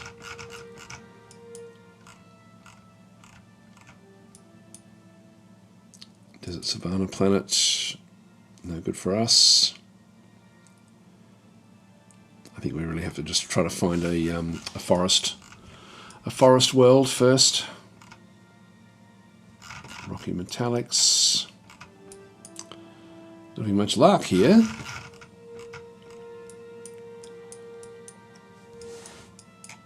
We've got to get out to these and just sort of see if there's anything else in these systems. This one here, I'm not sure what that is, but we know it's not really going to be what we want. We'll go back to number 4 again. And I've got this one back out here, so let's just keep on trying to see what we can find out. Still got a fair bit of fuel. Just move to that location. And yeah, really without finding anything to settle into, we've only got that one planet that we've actually found. It may have to do. The trouble is that Caribbean spice was over here. I would have liked to have been around it. So we'll keep on going in this direction. Now I do actually have the refueler.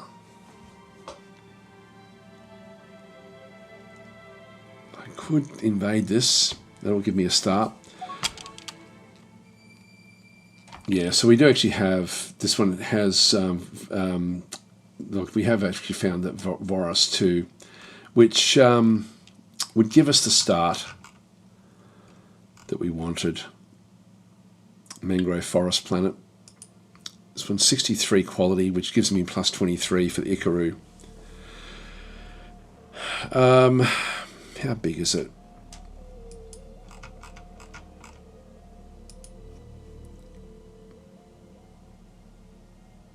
It does actually have, we've sort of already located that it's got some fungus on it. And it's already been, if that's all we could find there. Again, if it's, I don't know what size planet it actually is.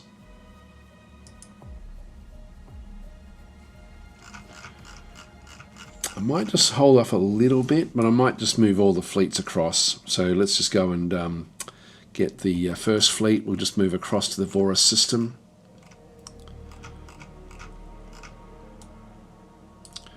And I'll just go back to the other ones as well. We'll just go and at least sort of sit around at that location. The World Founder is going to be, of course, the big important one. I'll just leave that one over there as well. Once we get established, we should be okay. So I'm not going to do that one just yet. I'm just going to decline that one. And just wait. Now, that seems to indicate that we should have... Oh, here we go. Yeah, so now it is working. I don't know what was happening there before. So... So Voros is the only one that we've actually found that is actually colonizable in a good way for us, and then this will be the one with like this one very, very low will be the one that for the if we do want to establish the Caribbean spice. All right, so at least we've now found those, but nothing really suitable just yet. We may have to just do what we have to do there, I'm guessing.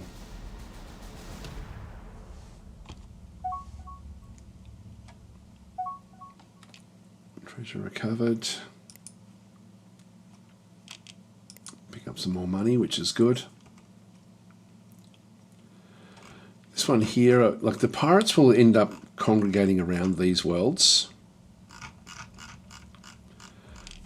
So I'm not sure whether to take that over just yet. It certainly gives us an option.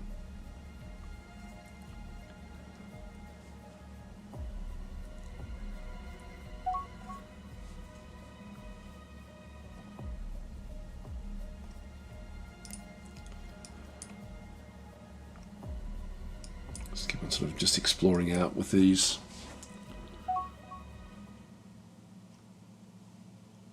Keep on finding the original stuff. I don't know if it keeps on improving what we know. No, it's all just 15s and stuff. We did find out more about this one here, but it's still not really going to help.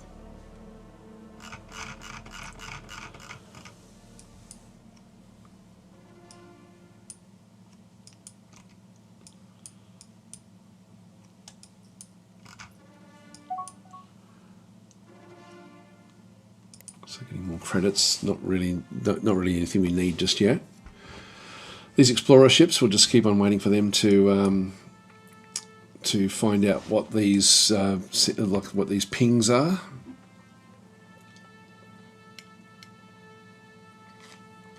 And we may have to settle at Voros, so we don't have any real choice here.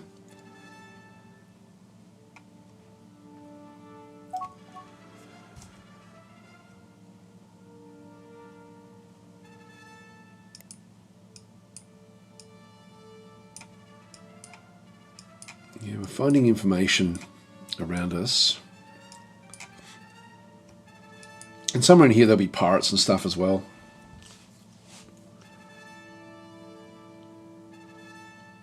Comes the rest of the fleet. They're just all moving, following the other ships.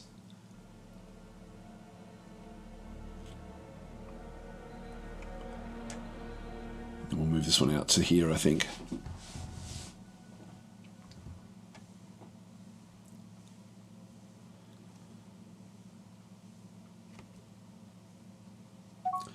Momentum saying plus 23 is good, yes. Anything over 20 is great. Alright, what do we find here?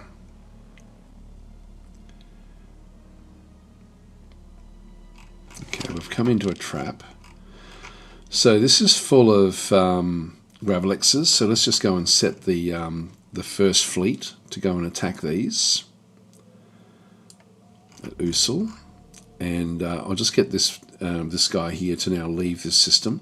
So this will be another one where there'll be debris, I'm guessing. Yeah, we've got debris all over the place around here. So we'll need to go and clean this up, and then we'll find more things there as well. So we'll just go back to the it's number 3, and I'll send it out to this system out here now. And we're going to start to run out of, now that's going all the way out this way. Just move to that location. We don't know what's out there.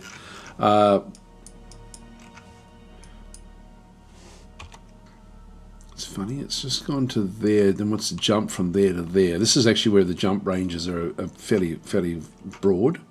I think we'll have to settle. I'll have one more look at the at what we end up having through here with the colonies, and really it's the only one we have. So let's go and settle here. The colony ship will be coming in. These guys will now sort of be heading off. This is the location maps again. Yeah, it's still back in the original system. World Founder, I'm just going to go and tell it to go and establish a colony. So send the Resolute Impulse to colonize Voros 2. So we'll send that one over.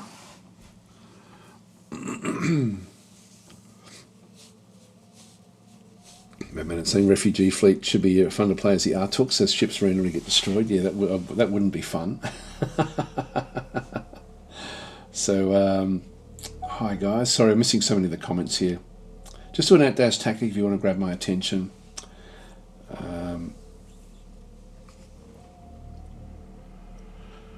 System maps recover. We've done 1% of this. The research won't really kick in until we've got a planet established. It's a fuel tanker.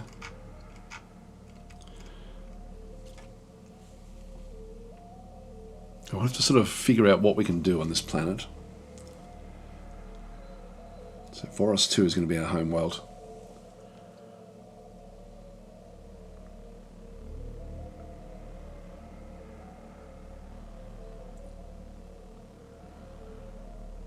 And we can't tell the, they're going to then offload all of the stuff that we've brought with us onto this world. Just before we do it, let's have one last little look.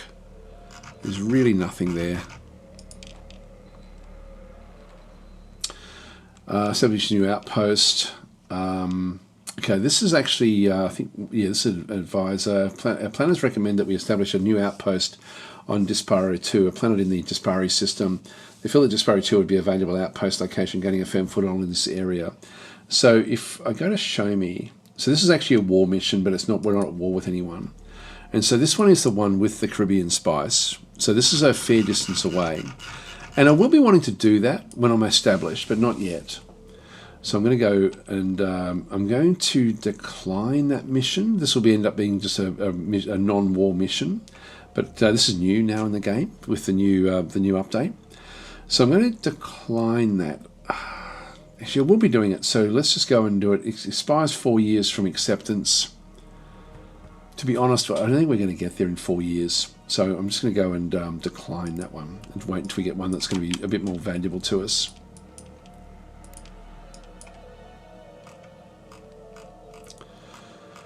So this is the start for us.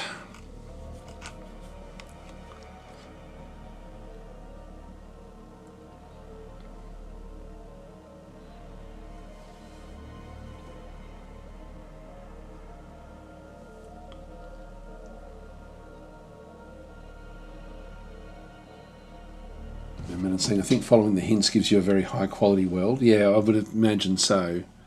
There goes the colonists anyway. They're now hitting this world. We'll see what we can find. It may be that there's something else further out. We'll just keep on following those anyway. So this will get us established on this world. Comes the rest of the fleet. Once we get established here, they will then offload all of their goods. There we go. So we now actually have. I'll just pause this. We can now establish a first colony. Your refugee fleet now has a place to call home. You must now transition to a new type of government. You can manually select a new government in the government screen and change it by clicking the switch button at the bottom. If you fail to manually select a new government, a new one will automatically be selected to you within 2 or 3 months. So we've now established on this particular world, we've got 500 million, which is sort of smallish. We'll do a full analysis on this one, and we'll just go and dismiss that message. Research unlock. So we've found the technology that enables research in mangrove forest harmonious development. We should hurry to research this project and exploit its benefits. I'll just dismiss that one. You've colony founded, so we now sort of started. And so we end up having we can see what we can do on this particular planet. So we now get the sizing and all that sort of stuff with what we end up having. So if I go into the full colony details screen, so the size is 6,000. The quality is 63%, which we know about. The maximum population is 9 billion, which is about what we have with us. So I can offload all of my people here. So I think I might do that. That's going to get me established where I can start to get taxation and stuff pretty well. Development is 23%. That will change as we start to develop other things. Approval of plus 15 at this stage. When we have a low population, like when we're less than 50% of our actual maximum population, the tax will be basically zero to try to promote growth. If I offload those passengers, we'll then start to tax this one and we'll start to make money. At the moment, we're sort of dwindling backwards a little bit. So we do need to offload population. I don't know about the full, it's going to be 8.5 billion, and we can get up to 9.8 billion. So we're going to be very, very close to maximum by the time we do that. sort of tempted to leave one of the groups back a little bit here. Let's just leave it there for a second. So we'll just go back across to the other ships that we actually have. So if we go across to, where would they be? Military, got civilian ships. So we've got freighters, got 3 different freighters full of stuff. They'll come and offload at this world. Passenger ships, we've got 2 of those. They're going automatically to unload passengers at Vorus too. That's fine. So they'll just go there automatically anyway. Not sure where they actually are. If we just go and click on them, they're still back at ASF1, so they're just sitting around doing their stuff. That Ore Prospector is going off now to offload its cargo. It's been sort of getting the Gravelix remains. So they will now follow through and just offload at that location. We've still got our Bleak Fire with the landing forces there. We've now got ourselves the start of this is new, by the way. You can now see not just the colour, but you now actually see the map. The actual the symbol of what the actual location actually is. So at this location at Vorus, the border, until we sort of start to have a look at these other ones, the border will slowly increase, and this line here is just halfway between that one. It means we're not in control of this planet in terms of the influence. That will change. Over through here we have our fleet going back in, the first fleet. One thing we should do is go back to our characters. And we've got this Admiral waiting at Vorus. I'm going to make the Admiral manually controlled and put the Admiral. Now this one is actually only got negatives at this stage. But we'll go and throw him in charge of the first fleet. So transfer to that location.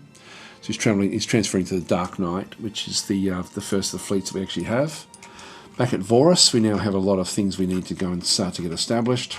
Well, I'll just wait for everything to offload first. Now we don't have anywhere for the ships to sort of go and establish themselves. So what I will do is, I don't think I can even start to build anything just yet. We've got no resources here at all. So these ships need to offload first. This is where the game is just full on simulation. I can't build anything because of the resource shortages. Offer a gift, no, I'm going to decline that one. Now we'll see these will actually, when they come in close enough, they'll just start to offload their stuff onto the planet's surface. In fact, there it goes. So these are like shuttles coming back down. And we'll start to see there's only 4. Now we've got enough of different things in here to start building now. So all of the different resources have now been placed, or some, not all of them, but they're being offloaded to the planet's surface. And so we're going to have some of these are going to be having heaps and heaps of stuff, like, you know, Caslon, we've got more than what we're asking for. So at this point in time, the maintain is the amount of resources we want to maintain on the world. But initially we're just going to offload them and do what we can. We don't get to control these ships at all. They just go and do their own thing. We will be wanting to go and explore different things. But now we can start to establish the first of the spaceports. So I'm thinking that I'm probably going to be, if I'm going to be defending, most likely going to be defending probably from this angle, I would guess, because we should be able to control this angle out through here. So I'm guessing if I have to build a spaceport, where I want it is over here. If I just go into the planet and just go into build a new ship or base, and then go and select one of these small spaceports. I've got a few different sizes because of the tech that we have. But if I just go and build one of those, it'll be randomly placed anywhere around the outside edge. If I want to maintain it in a different direction, I can just go and select the planet, do a long right click in the direction that I want. So I'm thinking probably over here would be about okay. And then build one of the spaceports. I want to get the biggest one I can at this stage, so I'm just going to go and build a small spaceport version 3 for 8,400. And so we will now start to build up that particular spaceport, and it will then be constructed. Okay, that's good. So they're now all doing their thing. So that will now, and you can see there we've now the border, the influence is now extending out, so our borders are improving. We'll just go and have a look at this one.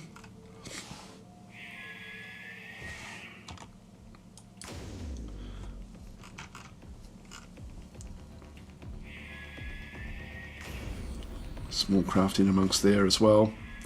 Yeah, we've got firefighters.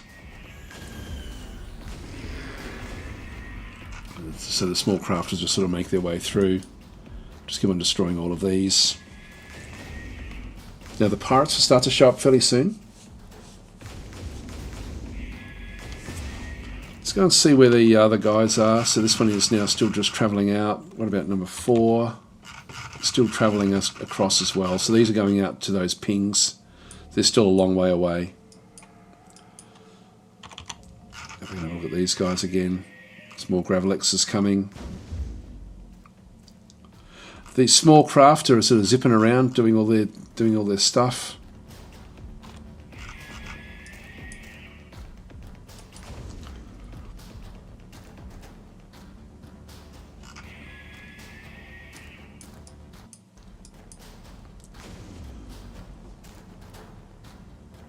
I'm happy enough with the fleet that we have here.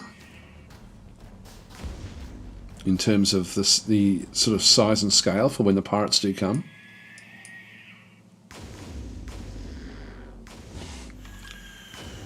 We've lost a fighter.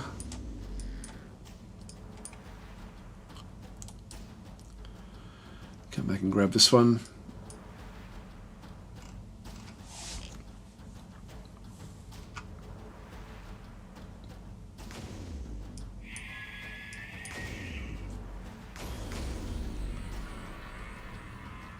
So we'll be about the strength of pirate ships with the start that we've got. I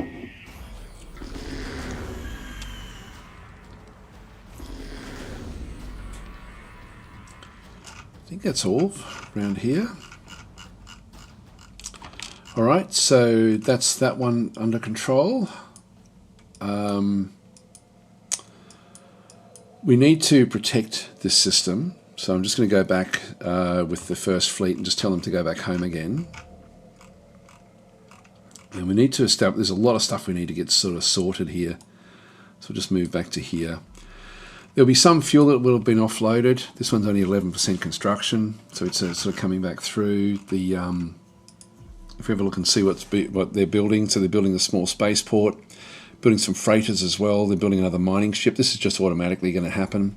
One thing I do want to be doing is getting some construction ships. So I'm just going to go in and start to build a few ships that we do need. If I go back into ship construction, I can do it also, again, all sorts of different ways. If I go back to the actual planet itself and go to building a ship or base, I've then got things like explorers, which we will be needing. There's navigators. Actually, there's a medium explorer ships. Got small and medium.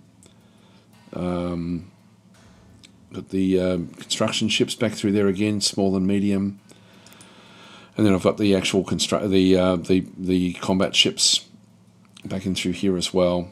So I think what I'll do, one of the easier ways to do it though is just to go across to construction, go to build orders, and then just build what you want. So in our case, construction ship, we've got the CST1 medium, I think is what we want. So, and it'll sort of show up where it can be built. Like if I zoom out, I can then sort of see the systems which will then allow the construction. I've only got one location here, but if I go and build, I've got 1, 2, I'm going to need a lot of these. So I'll get 3 of those built straight away. That's 29,000. We've still got a fair bit up through there. So I'll just go and purchase that. That will then queue those 3 up. I want more exploration ships as well. So we'll get another 3 of those. And build them up as well. Oops. So it's got the 3. Just purchase those. The rest of it I don't need. So initially I'm just going to have to slowly build up so we can get everything sort of working. We need to be really looking everywhere we possibly can. When the construction ships come off the line, we're then going to be able to do other things. Now I've got another location there.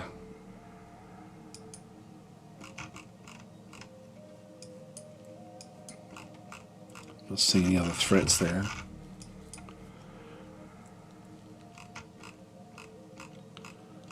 Here comes the fuel tankers and stuff. Just to pick up loot. They've got nothing else to do. So they've now offloaded everything, all of their cargo, so they're now just coming in to pick up the remains of the Gravelexes. They'll move them back home, so they'll just look after themselves. Let's look at the passenger ships again and just see how they're going.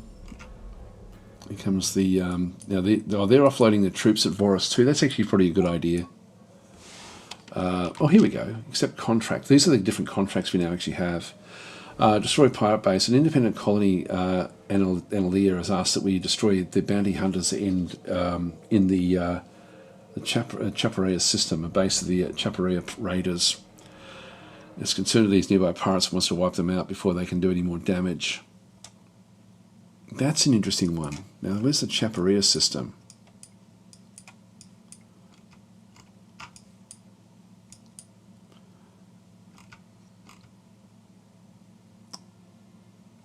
That's it there. Yeah, that's it there. Well, that's where the pirates are. We don't know who they are. But yes, that's going to be a problem if we keep them around. So let's deal with them. Now, we don't really have a strong enough fleet to kill off the actual base at this stage, although we do have a cruiser. So I will say yes to this. We'll accept the contract, because the so signed treaty, free trade agreement, that's the reward. So we end up becoming more friendly with this, which means we may not have to invade it. I was just considering, we've got this bleak fire moving off to offload the troops there. I could offload them, like, and invade that, but I think I'll just allow this to just do its own thing. So it's going to go and place them there as a garrison, which will be okay. So we'll accept the contract. So we're going to have to go in and destroy whatever pirate base is there. They'll start to come raidings fairly soon, so we will need to build up to do that one. You can see that our money is going backwards while we're building everything else up. We also need to get fuel somewhere, like a source of fuel, and also basic resources. It's a hard start because you don't know what resources you're going to have. They're both going to get to those locations at about the same time, I think. So we'll keep this going. It's very sort of like close in game. I mean, this is the whole galaxy, and we're really just in here. And these are miles away. Like, these are, like, once we find whatever's there, we're probably not going to be able to do much with them. Like, if they're protected again by Gravelexes and that, we're not going to be able to deal with it. When the pirates come, we're going to have to sort of have a way of potentially even getting their ships.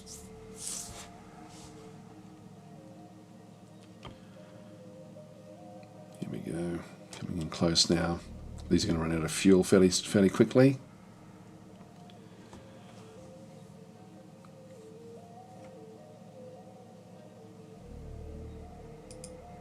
There's a real halfway point.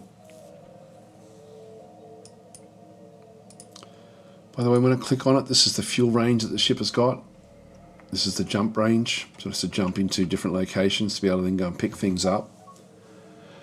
Okay, so what do we find? We found carbonite, that's good. We're going to need to find all these resources to be able to build everything. So there's going to be a whole section where we're just looking for stuff.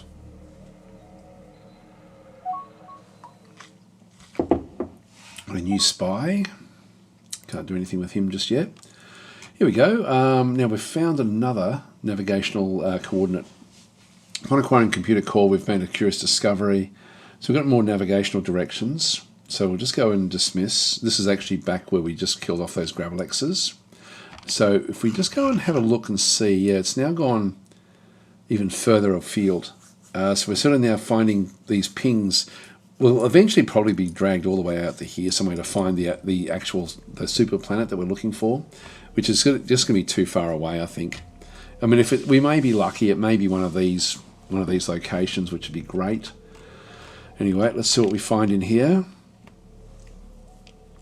I'm not going to worry. I'm just going to ignore these gifts. They're not likely to come good.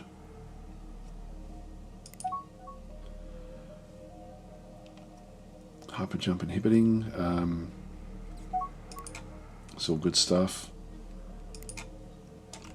Here we go. And what do we find? Gravelexes again.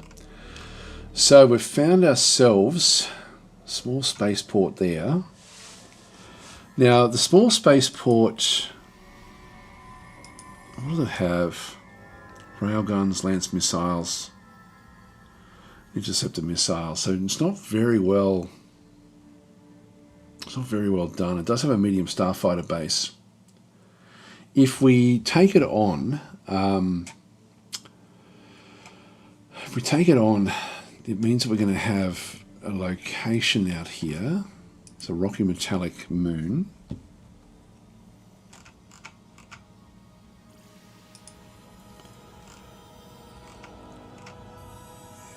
If it's damaged, I just don't want these. I want these Gravelexes killed. There's nothing there. I'm going to have to come out with a fleet to take this one on. So this is number 4. Yep, that's not going to work. In that case, let's just go back and refuel. So I'm just going to go and tell it to go and refuel and repair it at NLDF, which is the independent world. It will go there. The pirates will be all over this world. They'll be all over our world very, very soon. The fleet is now back in the Vorus system. Let's just see if we can find any fuel. So if we go back into resources and go back into known resources and just go to Caslon.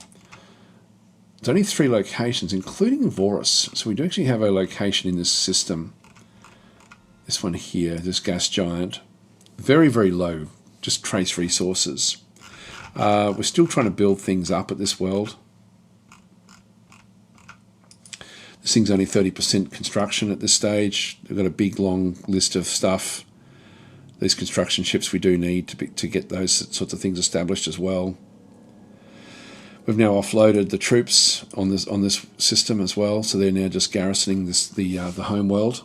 And if we have a look at the actual population, we're now up to where are we?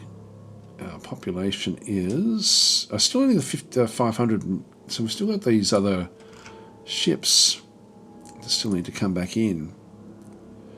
Let's just go back there again. Where was it? Passenger ships.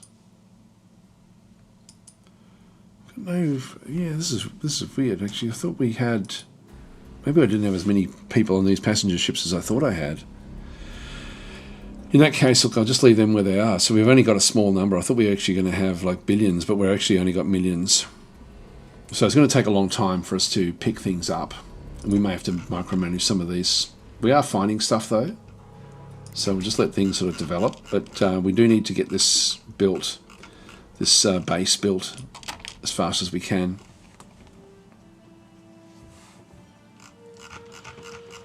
And just start to get established. It's going to be a long slog, unfortunately. Just trying to get on top of things.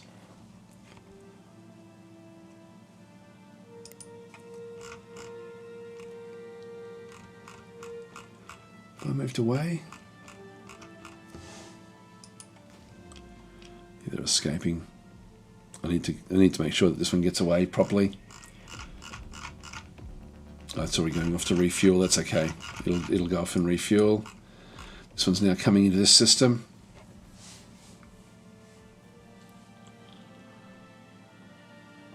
And we'll start to get a better picture of what's going on fairly soon.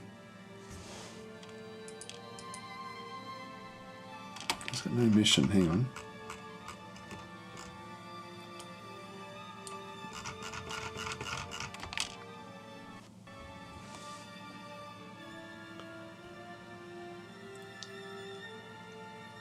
We'll have to get it to come back and refuel as well.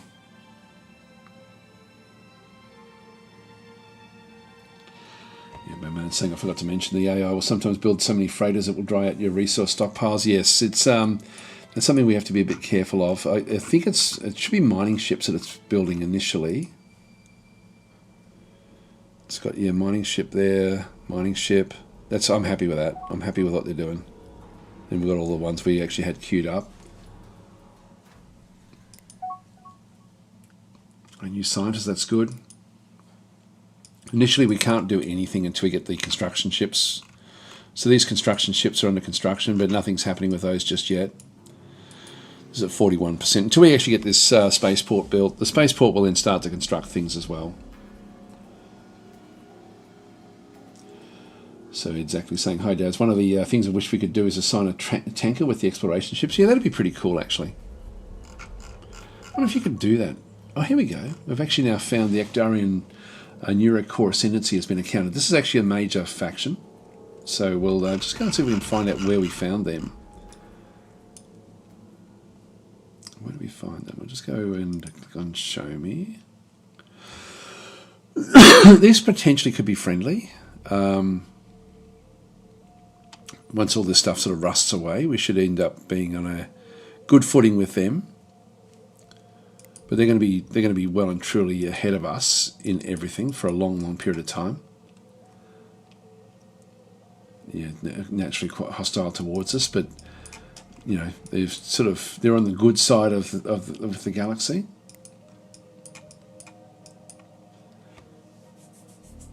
Initially, all we have to do is just defend this one planet. I know no idea where we found them. I'd say that our spy will now start to go off and still doing counterintelligence, but it will eventually try to find out where they're located.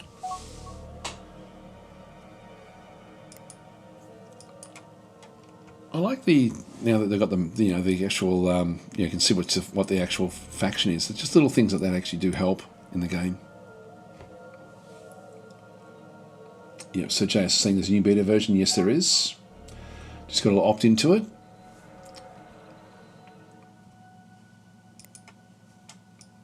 There we go. What are we going to find in here?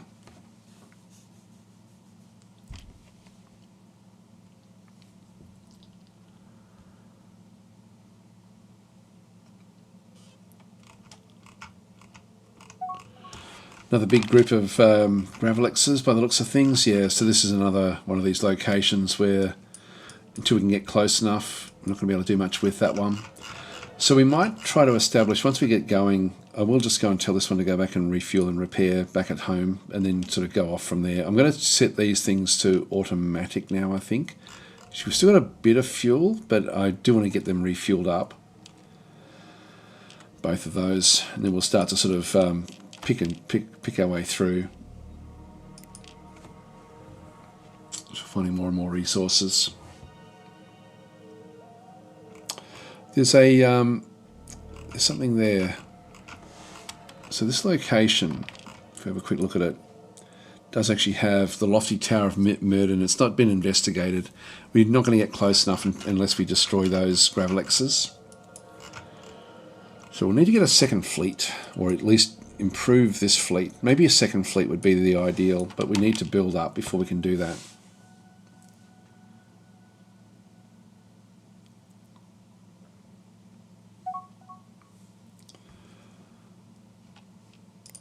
So the ships will just do their own thing for a little while now. I don't want to leave here while the pirates are around. There's that pirate base. So we may have long-range scanners up and running now. Nope, not yet. It will still come when this is built. 56%. So we do have a long-range sensor array on there. It's just not functioning just yet. There's all the stuff that's on that particular location. And everything is waiting until this is constructed before it will go off and do anything else. I maybe should have built some of these construction ships beforehand.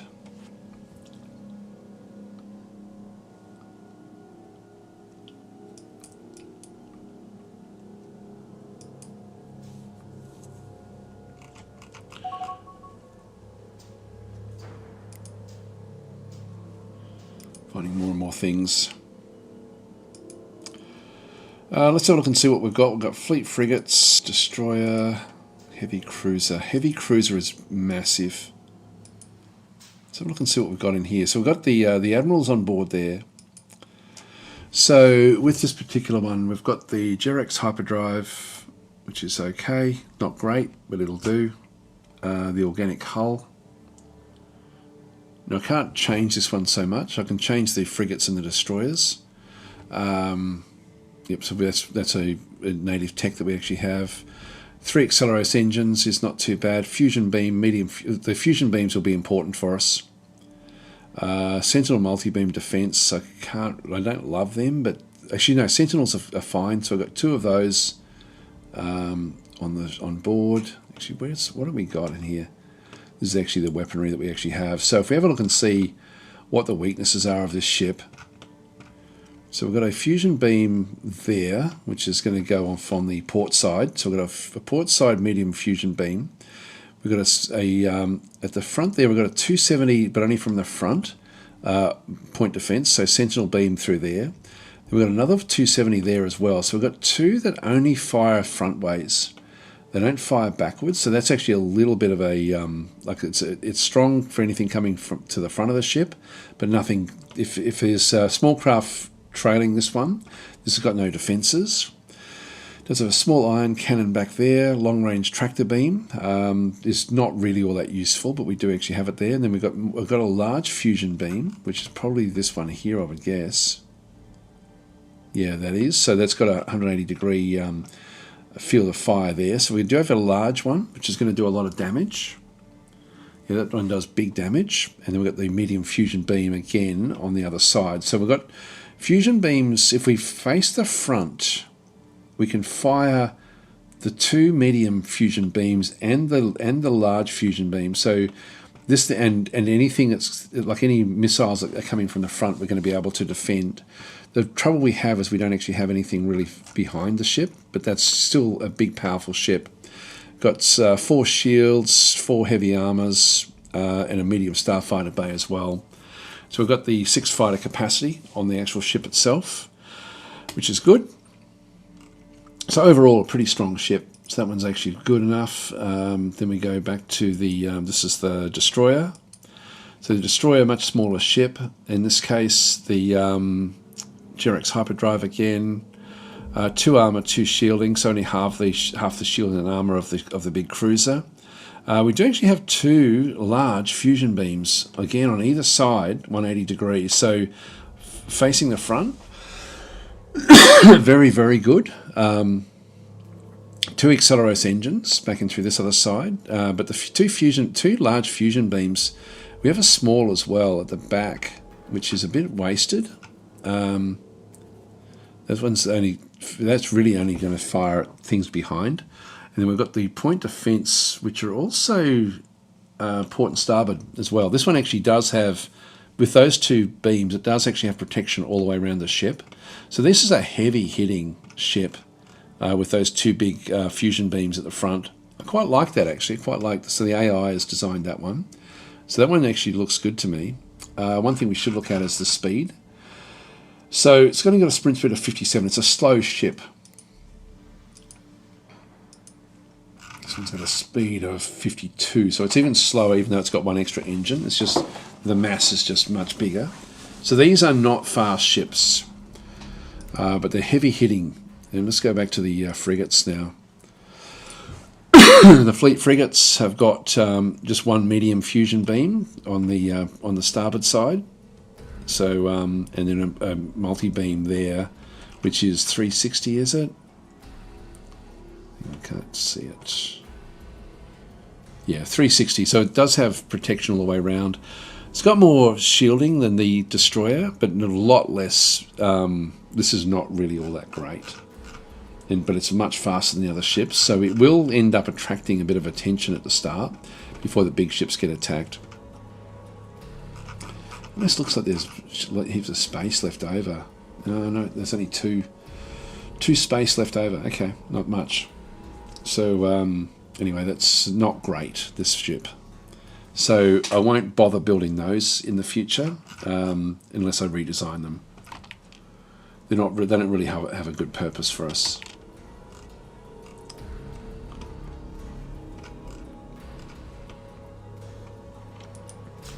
Press tab so I can sort of get the different angles by right clicking. Come on, 64%, we need this one built. Weaponry is starting to come online. We can sort of see the ranges now for the different weapons that it's got.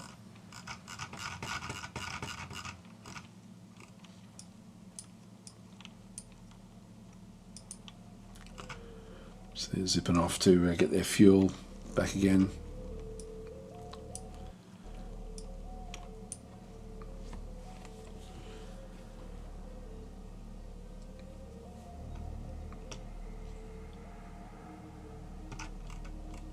It's funny, it gives me a thing to line up with now, rather than having to use the shift, was it shift Q?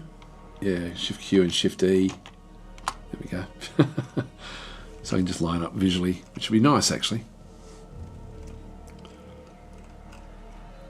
Now here we go, we've got the long range scanners are now on. So if I go and click on the long range scanners, we can now start to see this is the area we can spot. And we're seeing ships coming in all over the place. So there's a medium freighter backing through there from an unknown independent group. There's a whole lot of ships in there, Fugitive's End. So we actually have a pirate base in here, the Bloody Guild, which we don't know, we haven't met yet. But they've got like a lot of ships there. So our long range scanners are picking up all this stuff. And then we've got a light freighter there as well, just coming in. So these are, they're not the Actarians, but we don't have view out to this one over through here. We just got the pirates out that way. I'm expecting the pirates will come in as soon as they realise that we're here. Now we've got this is actually the Ofeld mining station. This is actually the Actarians. So we've actually, it looks like we may have ended up right in the very middle of their territory. So that's an Actarian base mining station there, which is picking up Dantha from this location. They're not going to be able to build anywhere else in here, but that was there from before anything actually did happen. So the long range, I'll just turn the long range scanners off, but we are going to see movement, which is going to be fine. Now, if all of those pirates attack us, then we're going to be in a bit of trouble. So we have to leave our fleet back. Well, eventually we might try to sort of end up with more ships to be able to defend the actual base.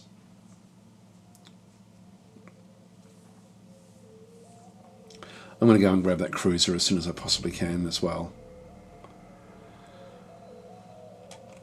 See how we're going with this build.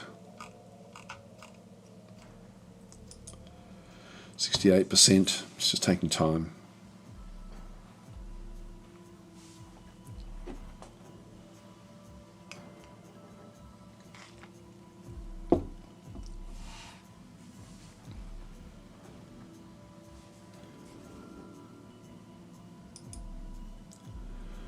Now it's left just 2 behind. This one's set to automatic. Now it's going off to retrofit at the spaceport already. So it's actually, the AI has already done an upgrade of that particular troop transport. I'm going to tell it to unload the troops at Voros 2. I'm going to keep it on manual, and I'm going to go in and I want to have as many troops back here as possible.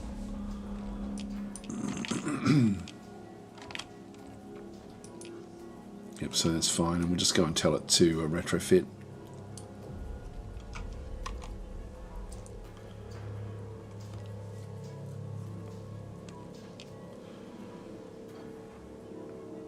Yes, this is now functioning. We have a functioning spaceport.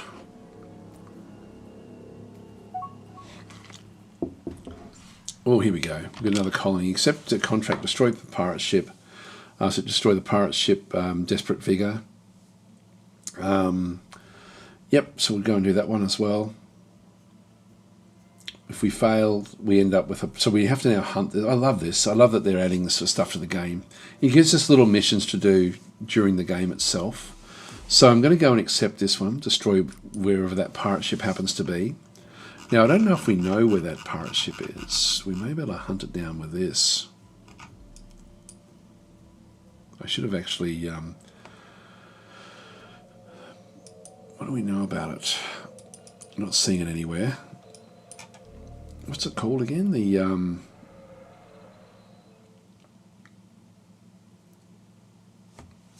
Desperate Vigor.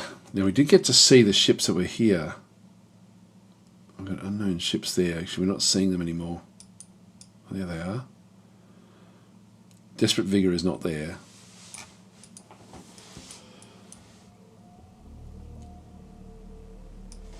That's okay, we'll just leave them where they are.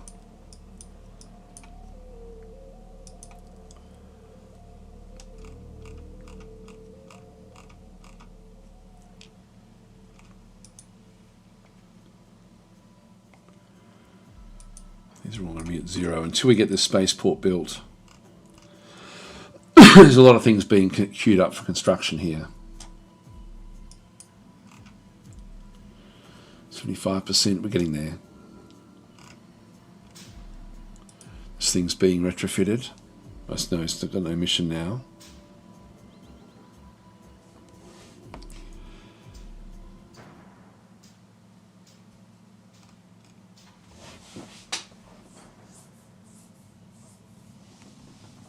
Let me just wait.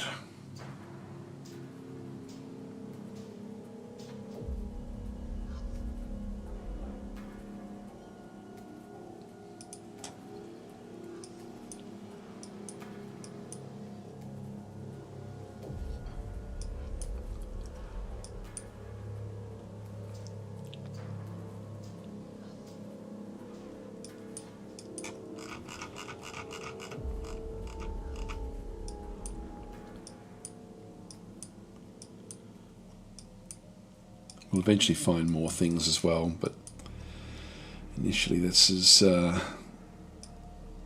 to be interesting.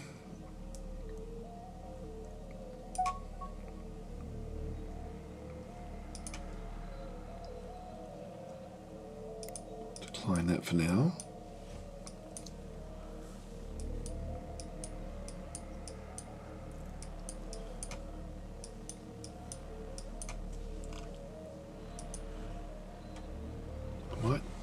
Turn this one back to being on fully automated. Similarly with this one here, just so I can start to just look around.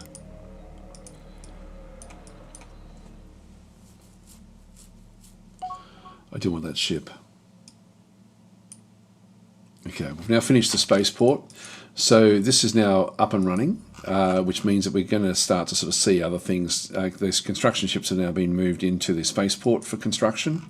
So we should start to find they will. So they've disappeared from out in here. They're now inside, just being constructed and through this other side. That will happen pretty quickly now. Then that we've got this thing established.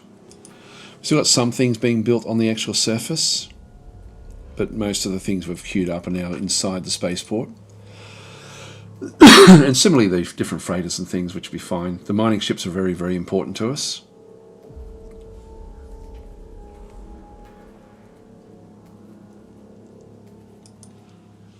Okay, here comes the shielding is now sort of spooling up. I'm just going to go and grab myself a drink of water. Be right back.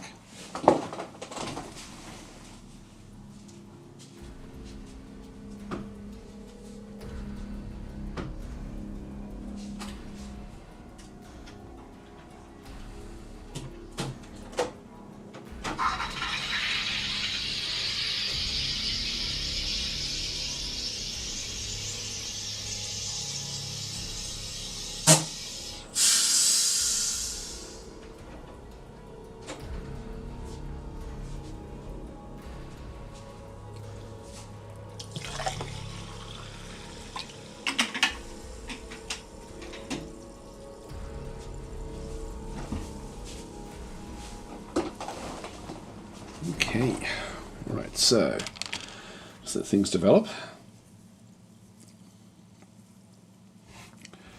So it is a slow build-up because you start off with all these things. We haven't been able to sort of start with any of this stuff. We do have the bonus of getting ahead with the research. You can see the research has now come way down because we do actually have research facilities on this location here. But we need to keep on exploring. So we're going to need to get lots and lots of explorers. And I think we will have to go and kill off some of these pirates just so we can get the fuel resource that they've got access to.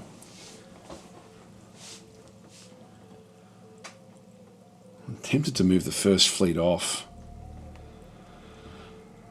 to sort of smash these. These are just unknown pirate ships, really, but they're going to be all pirate, like they're going to be doing damage. As soon as we get our first constructor ship, I will send it off to repair this, get this other cruiser in. We didn't have a look to see what the cruiser had on it.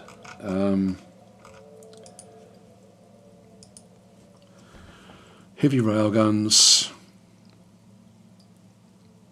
quantum reactors. This one's fairly advanced, very advanced ship. Slow. Only a medium starfighter bay, but that will then double our fighter craft with that one. And then that's going to be, having the 2 big cruisers will certainly help when we go up against the pirates.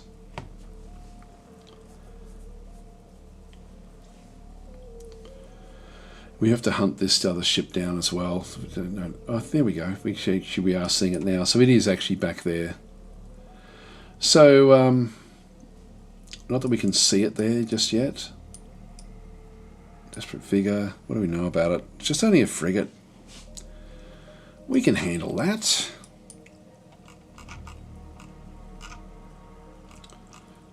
Let's see how we're going with this.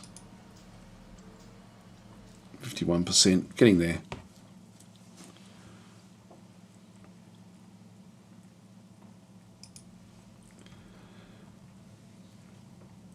And when they come off fully automated, but we'll just take it over.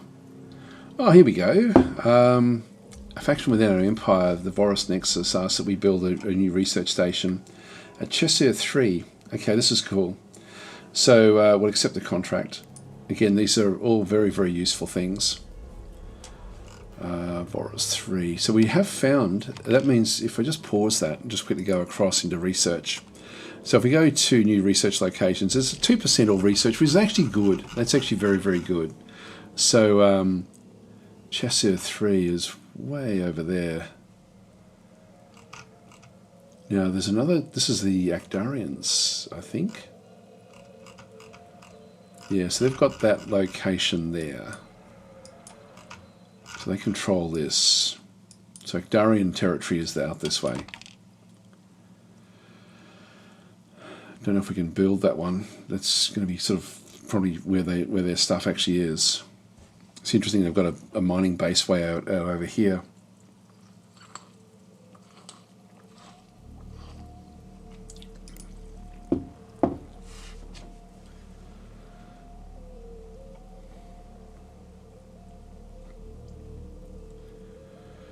I'll send out certain things to do what we need to do. I need to get that ship first, just to make my fleet strong enough to take on the pirates.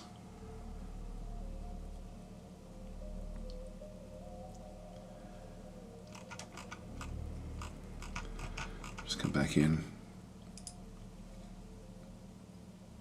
97%, there we are. Okay, new construction ship completed, so we'll just go back in and have a quick look. So it's going to come out of here. This is the Frugal Aspiration. It's currently set to be fully automated. I need it to go off though initially and repair this ship. So, complete construction of the abandoned ship. So let's go and get that one done. That then makes it go fully manual. I'm then going to go and make it. I'm just going to go fully automate after that. So it'll still do that mission. And it shouldn't need any equipment on board. So we'll just pick stuff up. So it's gone. Off she goes. That's good. And I will just send one because we don't know what's... we need to get to that spaceport at some point. I decline that one. We have to deal with the pirates before we can do much else. Yeah, so 3 and 4 have now been set to just automate once they get their fueling done. This one's now just exploring the local system. So it's come back in. Daring evasion.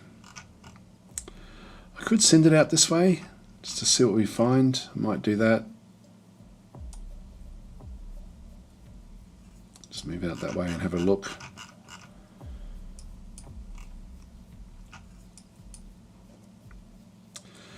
So that's the first of the construction ships.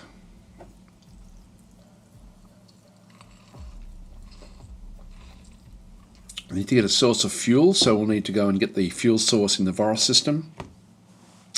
But I think I'll send the next one out to pick up. See if we can actually go and grab that research location. That would be nice to get.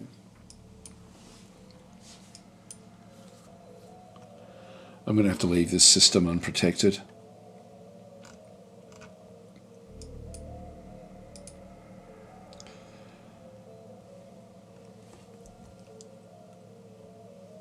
It's coming back in. It'll buy the fuel from this location here. Orangutan saying no fuel in the home system. We've got one fuel. It's quite weak. Got a new general that's arrived. That's okay. We played as a refugee start, so we're miles behind everyone. So we have to be as friendly as we can to all the other factions.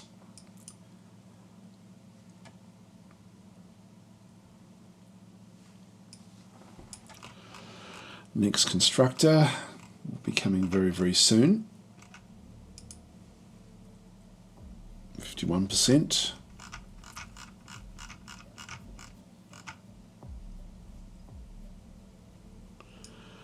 This is ultimately where we want to be doing our first attack. It's still sitting there.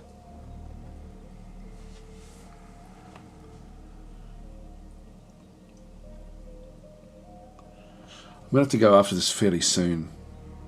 I'm tempted to move everyone away now. This one is bouncing across. Actually, this is going to bounce past this. Unknown ship. It's going to come into range fairly soon and we'll know what it is. Could be pirate raiders. By the time it hits that Nunlith system, it should actually come clear what sort of ship it is. Long range scanners.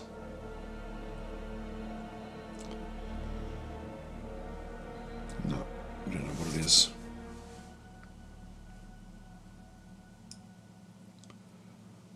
Lucky Impulse, is that it? No, I don't know. Do not know.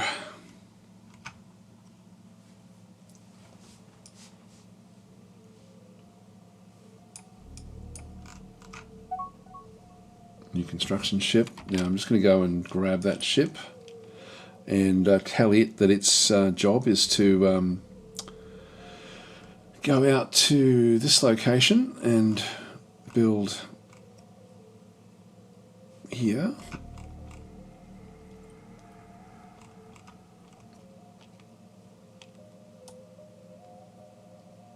What have we got? Chassis. Oh, we have to explore it first. All right, that's a shame. So I can't do anything else there. So I'll just go back to that constructor. In that case, we'll go and send it out. If I just press the back arrow, I can then go and pick up whatever I had. So this is the obscure impasse. The fuel that we found was here. So we're just going to go and build a. Hang on, we still can't build there. Why not? Oh, we haven't discovered it enough. So I need to get the scout ships searching things. I'll just leave that this one here just set to automated. It'll just go and find its own thing to do. I should have got the scout ships first. All right, let's go and have a look and see what we've got over this way. This one may be out of fuel.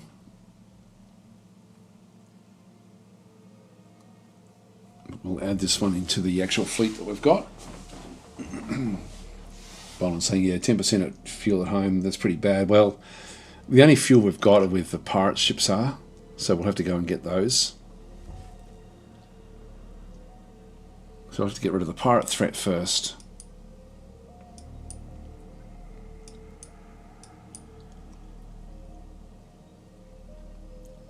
It's moving off. I should have left that one back at home. This one is refueled. Okay, so it's exploring the Krilla system, which I'm not interested in.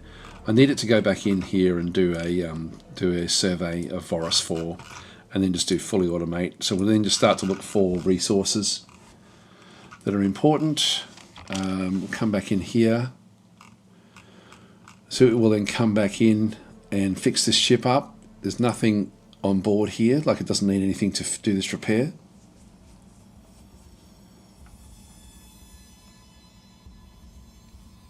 It's still spooling up the its shielding. It takes a long time for the shielding to come up.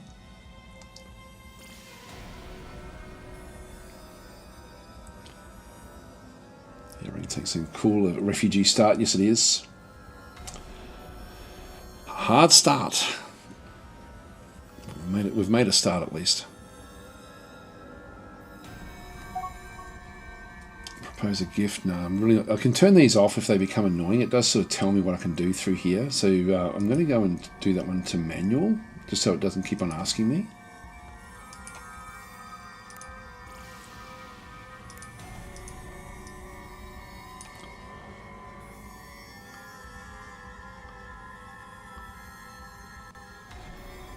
Now, I can't really retrofit the cruisers to anything until we actually do the research.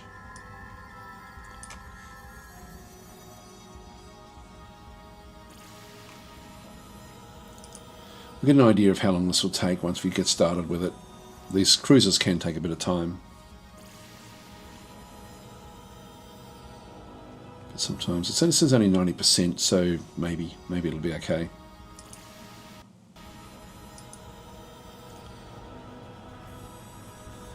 There's only one engine, one defence and one general area that have been destroyed. Everything else is actually up and running, so this one won't take long at all. Now fixing it up. There we go. It's going to happen very quickly. Fuel is actually okay on this thing as well, so that's good.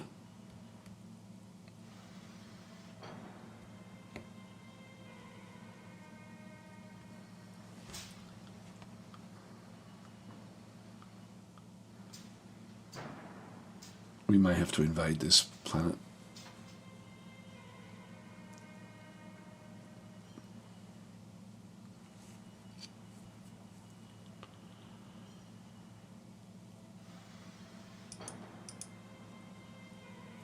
Look at this once it's all repaired. Yeah, so now see the destroyed elements have now become damaged. So now it's just going to go through. If I go and open it up, they'll be a different colour now. So these have now sort of gone from red to this sort of pale red. So the vector engine is still just coming up. So it's damaged. So the health is still bad. It'll just keep on repairing these things up until they become normal. So those three different things in the damage slot will then just flick across to the normal area. Which was the other element that was, yeah, quantum reactor. So there wasn't enough reaction power. See how the reactor is not giving enough power into the system. This one, the sprint speed is slow until we get those engines up and running. And what else was there? The vector engine. That's all I'm seeing there now. Not seeing the whatever the other one was. Looks like they may have already repaired the other one. Yeah, no, there's just the reactor and the engine is all that's left. And so as they come on board, new construction ship completed. I'll just let that one do its own thing for a little while. We're now going to be building exploration ships.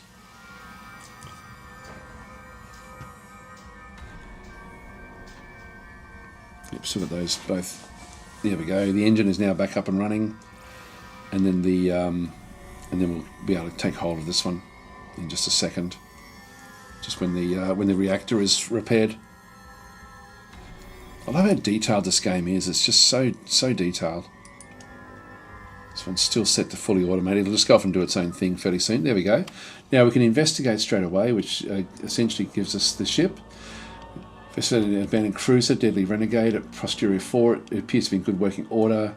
So we'll just go and take me to just go and dismiss. We're already there. So this one is now one of our ships. So it's got a strength there of 788, which is actually pretty good. The shielding now has to spool back up again, so everything is now in working order. If you have a look and see what it can now go and do, we'll see that the reactors now are fully there. We're up to 56, which is the same speed as our other ships. So it's going to be a nice ship to have along as well with the other ships that we've actually got.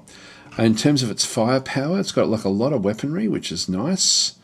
It's got a long-range tractor beam, which is back over here. Not that that really matters that much. It's only small.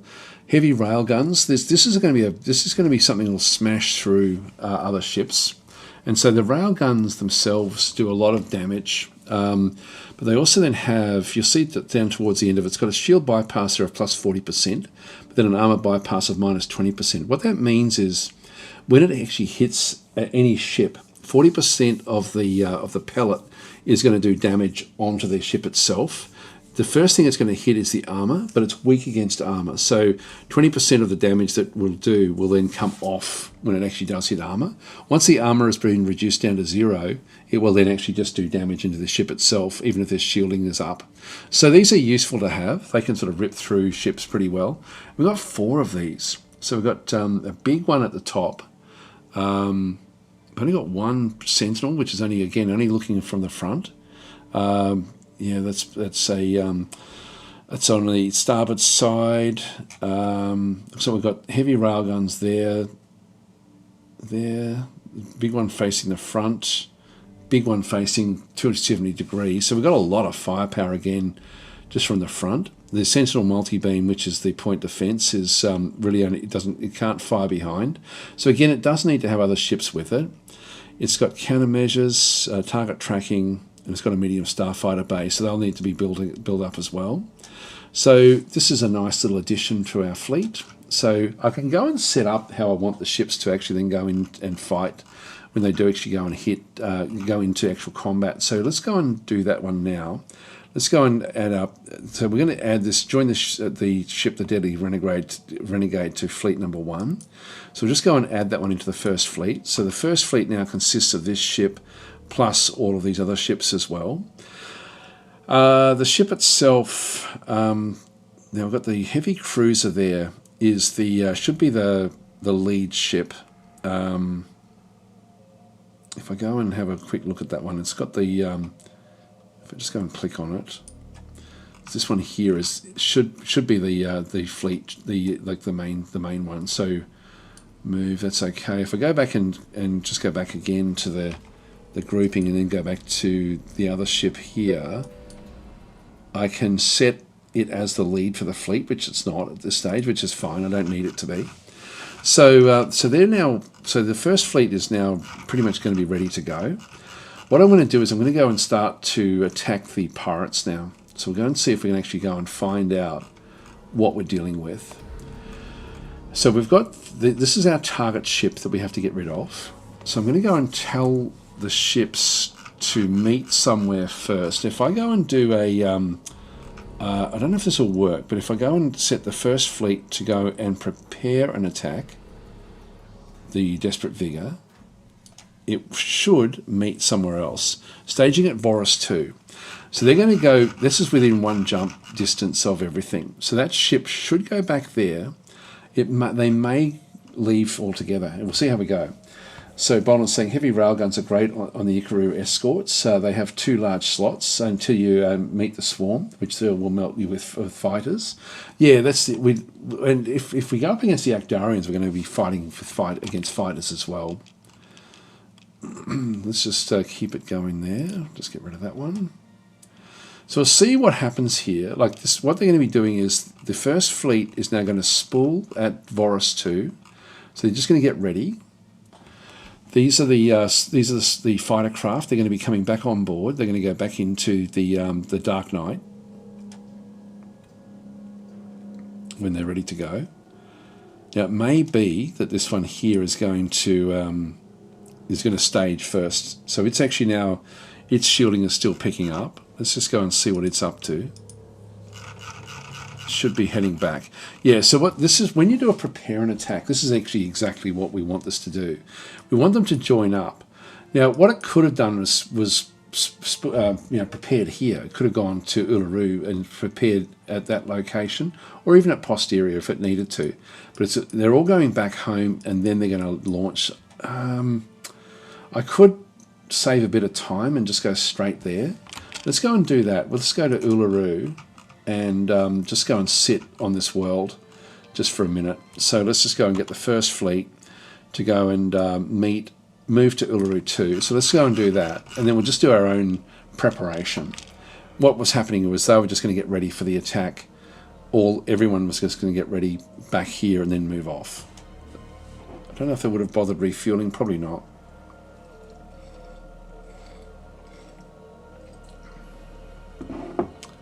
Don't know why that sporting assault strength is 0 now. I thought we had some.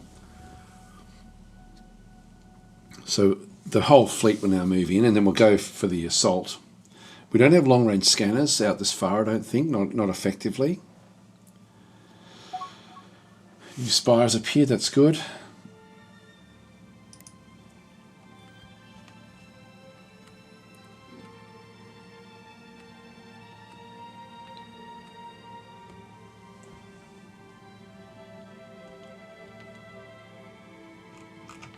Now, we don't know what is here. There may be stuff. Yeah, there is.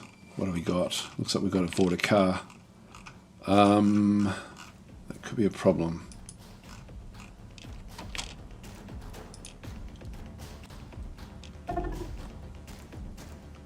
Okay, under attack. Yeah, Vorta car.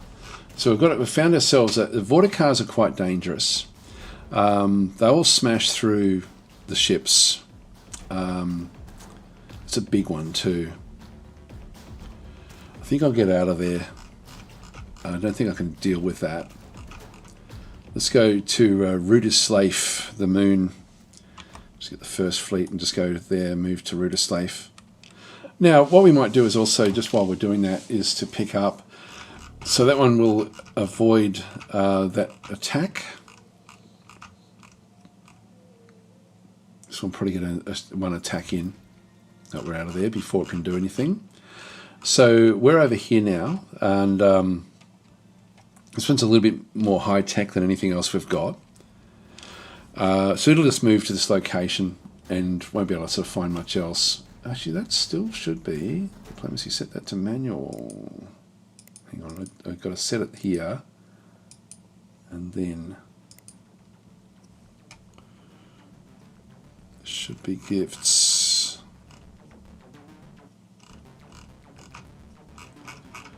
Where is it?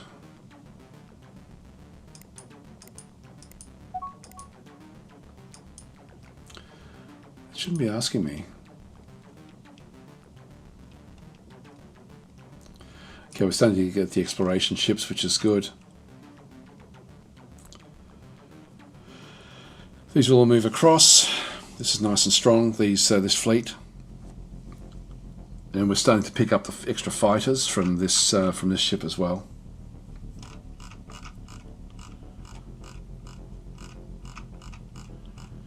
So we'll just do our own spool. We've got to be careful that these don't sort of go off and do their own thing. Now with the railguns, let's maybe just go through now and just micromanage the fleet setup that we actually have. I'll just get rid of that for a second. If I go into individual ships, I can go in and actually set their tactics as to how they're going to then work. And so what I want these to do, position in the fleet, this one's going to be core. This one's engagement range will be the same system. This is the defaults. The fleet will then override these anyway. Attack stance against weaker targets is going to be aggressive. And I want that to be aggressive as well because the railguns will then do more damage. So, and I want it to retreat. I always like the 20-50. When shields are below 20 or armor is below 50, it makes them much more survivable. So they'll leave fights a lot faster. So I'm going to apply these tactical settings to all ships of this design in the fleet, or just I can do it to all ships in the fleet. So I'll just go and do that. So all of them have now got this aggressive stance, but still will leave the fight faster. So I'm just setting that one up. If I go back to the first fleet, I can then go into the tactics of the first fleet. And so the fleet engagement range here, I will actually just have same system, I think. And retreat when the enemy strength is 50% greater. I'll leave that as well. We do have advanced settings in through here. I'll keep very tight. This one's only really, you don't want very tight if there's lots of area of effect attacks, but in this case it'll be fine. Yep, that's fine as well. We'll just leave them where they are. So that's going to at least give me a nice aggressive attack stance when we do go in. It means they're going to close the gap and keep the gap closed as long as possible. If I had like long-range weaponry, I would change some of the ships around. Like if I had carriers or anything, I'd probably change that one as well. These are running out of fuel pretty quickly. These frigates, they're pretty useless.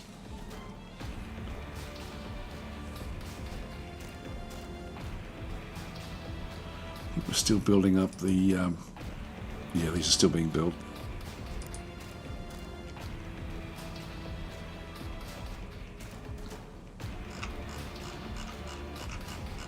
We may need to get refuelers out.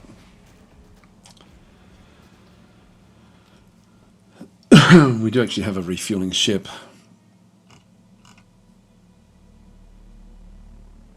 Yeah, we just got one of them. I might put that in the first fleet as well, just so it knows to sort of keep with the fleet. We should be okay when we first come in to take on the pirates, and then we'll just need to get the fueling. So again, that's the jump range. This is the fuel range of the different ships.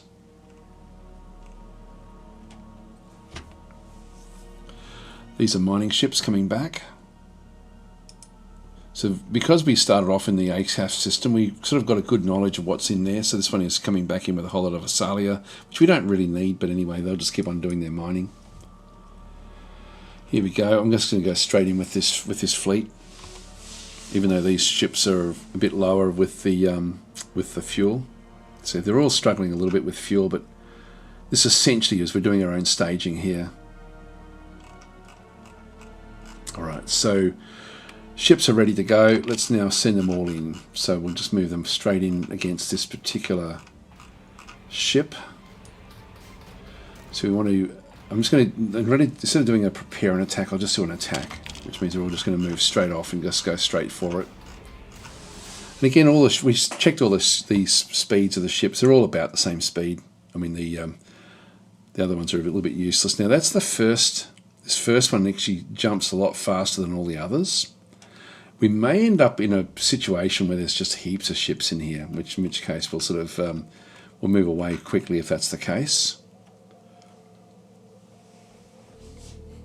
And if there's no other ships in here, then we can actually take on the actual base itself.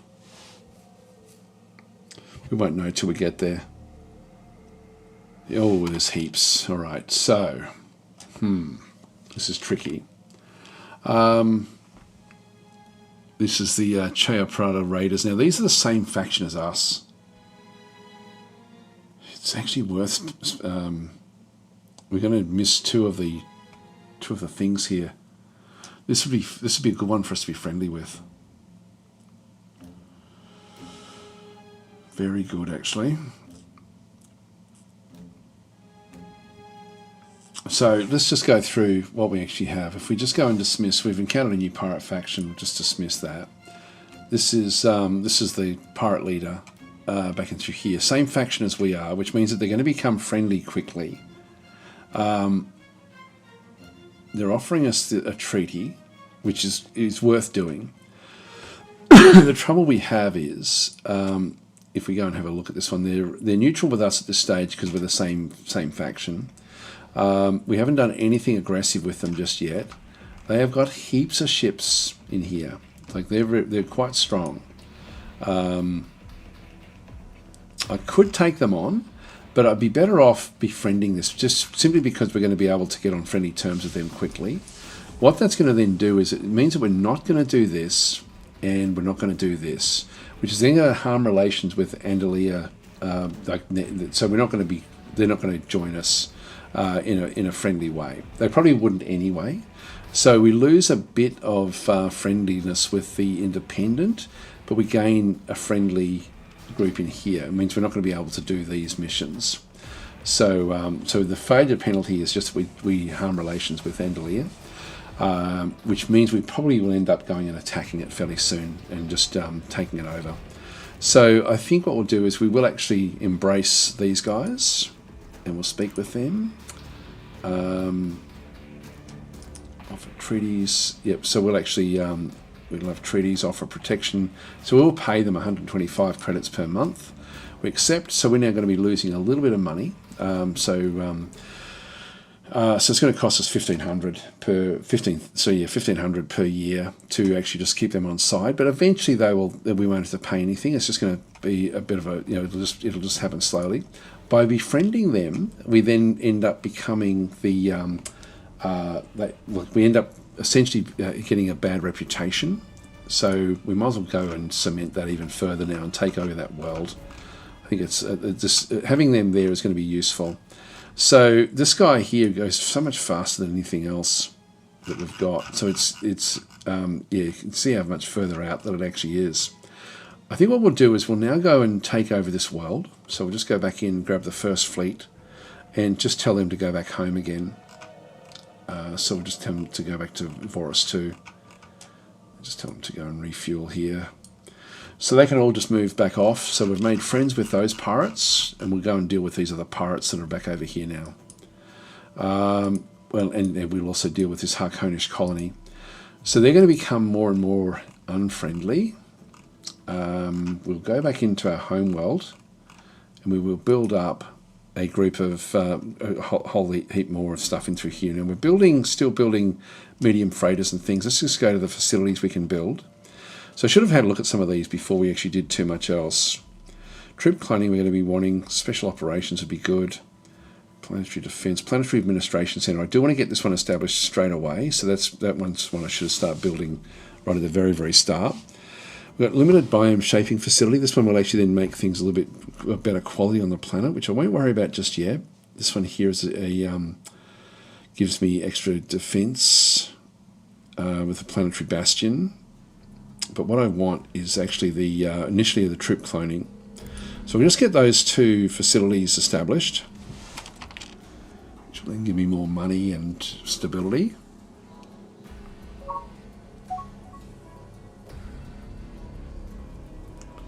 Here they go. They're going to start to sell us Contact an Unknown Empire. I'm going to decline these just because of the amount of money it's going to cost initially.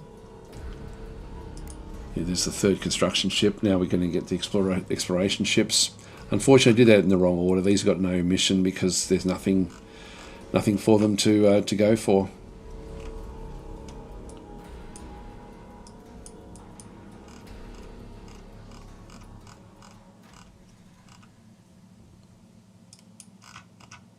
So they're all coming back now, and that will become a friendly source for us into the future. We are lucky to have found the same faction as us with pirates. It says treaties are set to manual.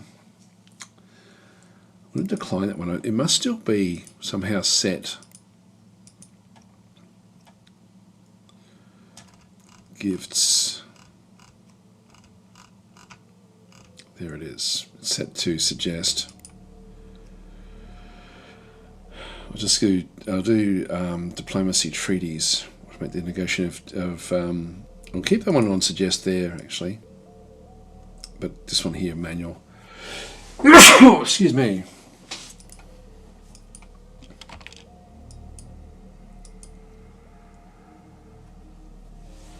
So we're going to fail these.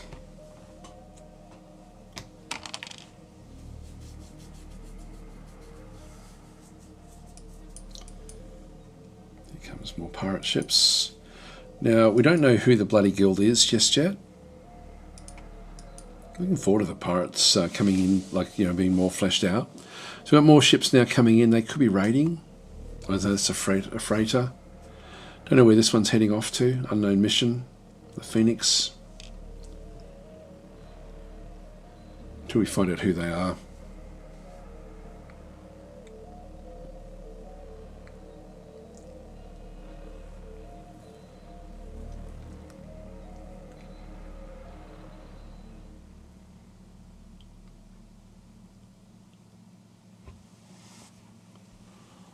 Don't know if our spies are doing anything just yet. Yeah, still territory map of the Ectarians, so they're off trying to do this one.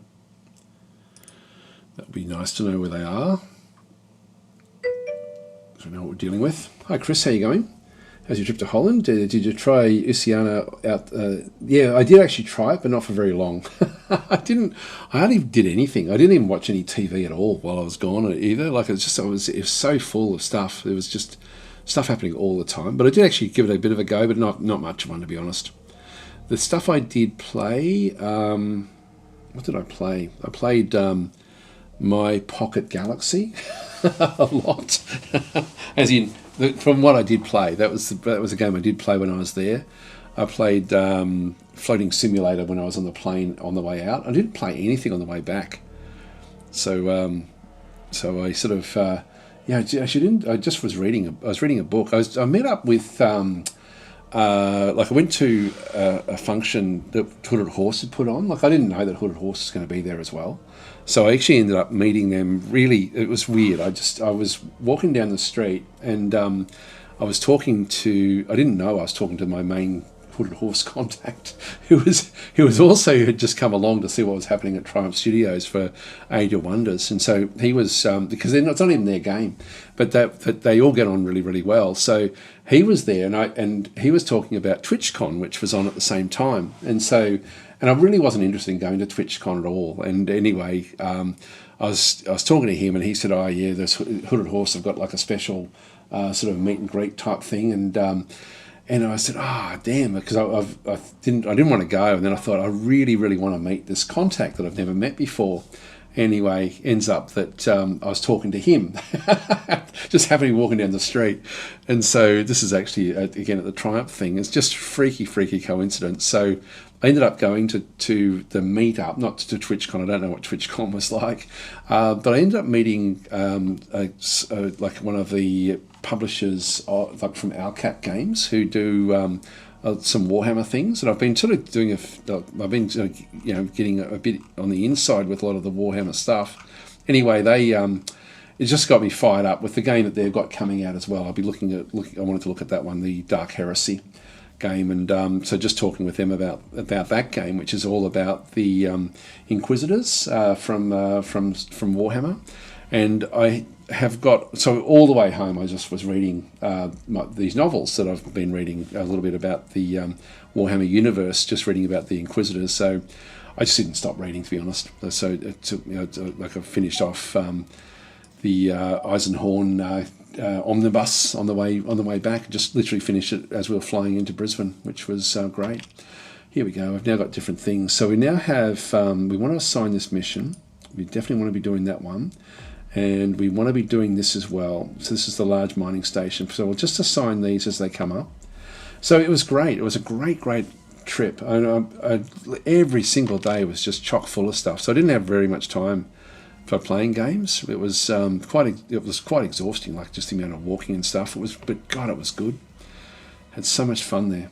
But it was really freaky just meeting these people that I hadn't met before. And that was such a funny coincidence. Just meeting, the contact from Hooded Horse, literally in the street. So Chris is saying reading's good. I love my Kobo e-reader. I just have it on my tablet. That I was, but yeah, I didn't. On the way out, I was playing Floating Simulator. Whenever I sort of felt like I just wanted to play something, I wanted something mindless. And when I was there, it was again my Pocket Galaxy was just. I just kept on unlocking different planets. Again, I could play that for 5 minutes and that was enjoyable. So nothing too taxing with anything that was going on. Why are you not doing anything? This is still just waiting for the scout ships to be built. So these are still, okay, that's now cleared its queue. We need to establish more scouting. So we'll go and go back into the construction. But no, it was a fantastic trip. Like it's, now we can't get all these. The construction yards can currently build. We're missing resources. This is going to happen. We're out of Caslon, so we need to get mining. These are all under what we want. Necrostone and Acilia we have. Tiderius. So we don't have enough to build what we need to build. So I'm just going to have to sit and wait, basically. Because we can't build anything at this point in time. We don't have the resources to build anything. Now the first fleet is going to struggle with the fuel. So Chris is saying, so what's new in the beta for this? The flags and these non-war missions. That's probably the big things from what I could sort of see. I didn't have a really good read, but there are some nice additions. We don't have enough. What I might do, that's one of the destroyers which wasn't fueled up. Everything else is fueled up. Yeah, they're trying to refuel. They're waiting now for fuel tankers. That one fuel tanker will come in and just finish off the fueling.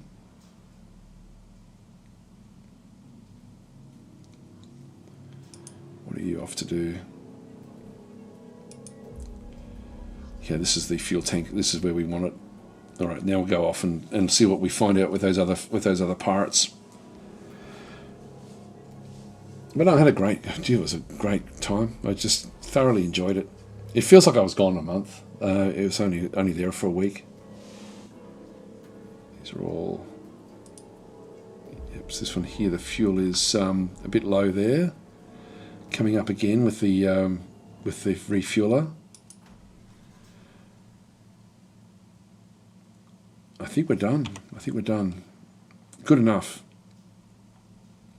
Yeah, that's good enough. Okay, let's go off with this fleet and see what we're dealing with over here. Okay, the Bloody Guild has been encountered. We encountered a new pirate faction in the Nunlith system.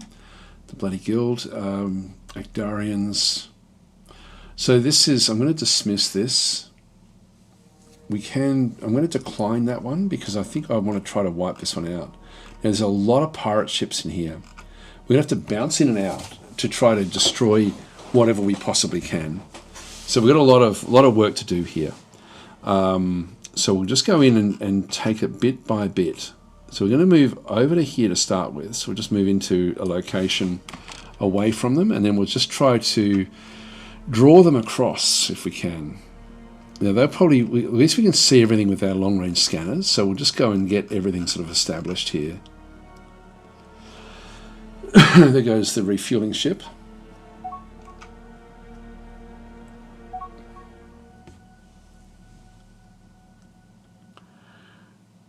Yep, so we're missing these missions, that's okay.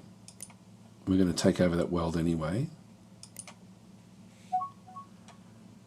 Okay, here we go. Now we're getting things like destroy, accept a contact into here.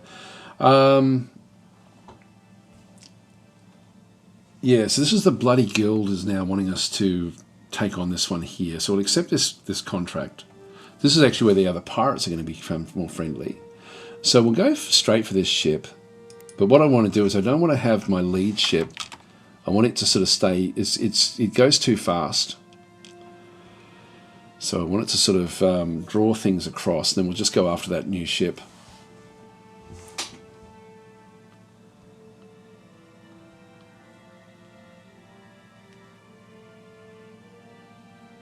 Should be okay back at Voros. Money-wise, we're still doing okay, even though the cash flow is quite bad.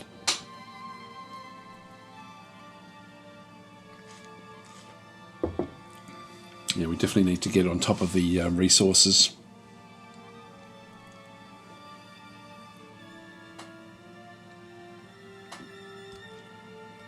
We'll get rid of these threats.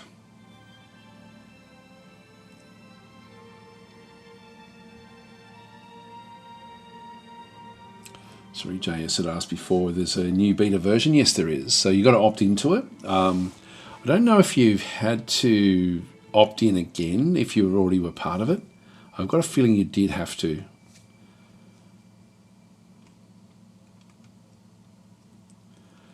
Here we go, here we go. It looks like they're all working together, like they're all sort of moving in one big bunch, which... let's just see how fast that new cruiser is before it comes in.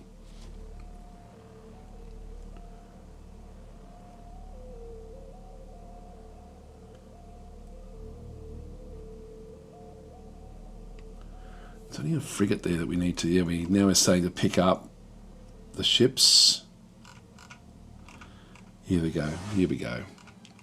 This is interesting as well. Actually, I should show you this because we came in. You saw there that they were all just a bit unknowns, and now we can see exactly what we're dealing with.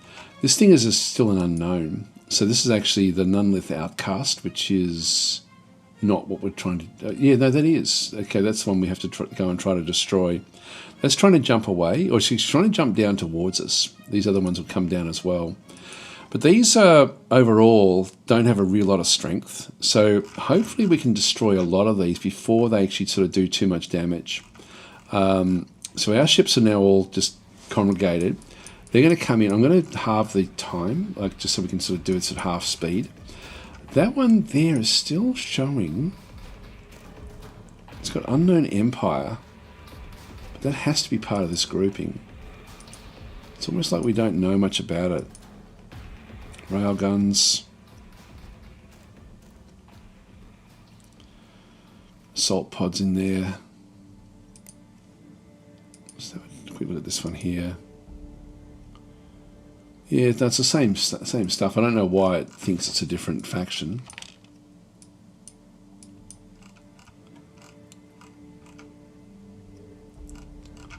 And I want to micromanage our ships to sort of lead in and destroy what we can. Now we know that we don't do well away from the others.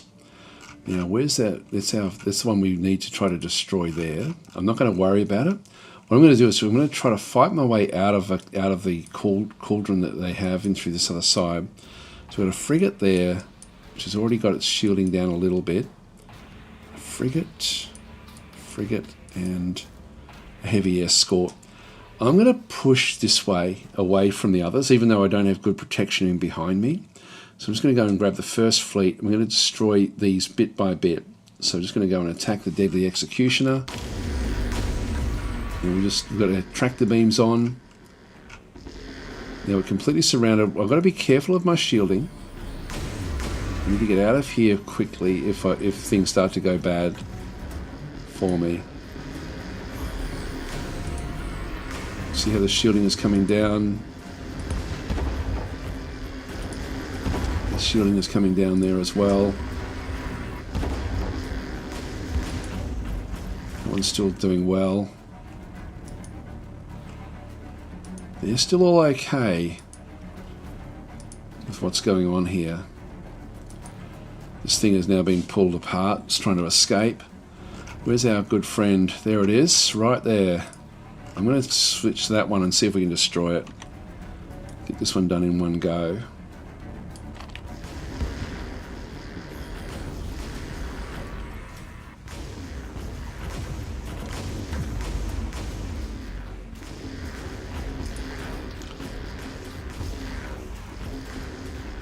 Probably we're wanting to bounce out of here once we destroy one or two ships. I'm still doing really, really well. That one's still okay. That one's okay. This fleet frigate is not. Everything else is pretty good, actually. So let's just keep it going. The Ikaru ships are quite strong. We actually have, like, the difference between us and most other factions, if I just go back in and just grab even just one of these, even just this destroyer, the thing we have is these organic hulls, which give us very high destroyed repair chance. Like we actually can we can repair things on the fly. And what else do we have that's interesting in here? That's probably that's the thing that's quite unique for us, is we have these organic hulls. So we sort of we have like growing ships, so they sort of repair themselves a lot faster than other ships. Not that it matters much in here. Now is that that's the one that we're trying to destroy. The Nunlith Outcast. So this is the ship that we have in the tractor beam there is trying to jump. Come on guys, I'll just get the first fleet to keep that one going.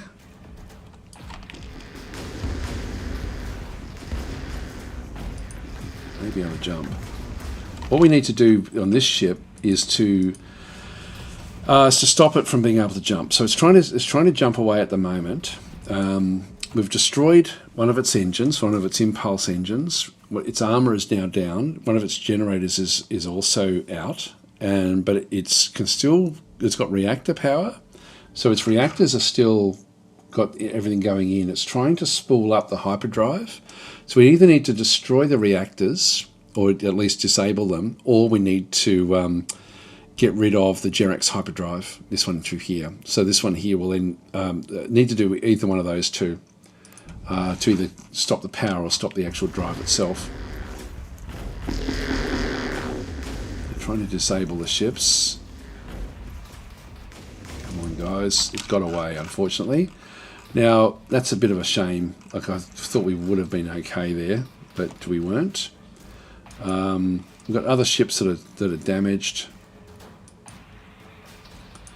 Let's just see what damage we can do.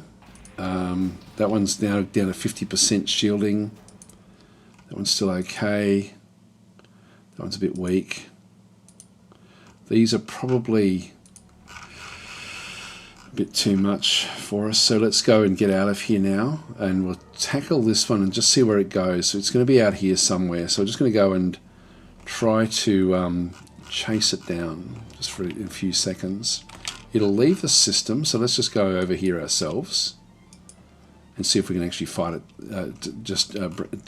track it down with it, because of the shielding is sort of dropping on our ships.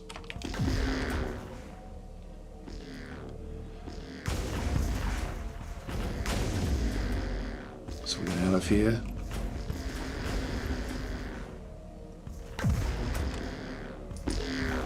One's still okay.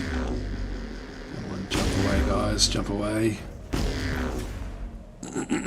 Luckily we can still see what's going on. They're trying to use ion beams to ion cannons to disable the big ship.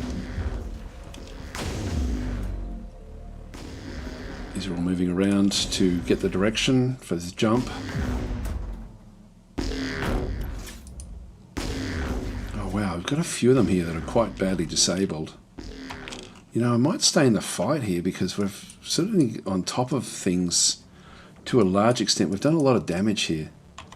Let's stay where we are for a second and turn around and just start to hit these guys again.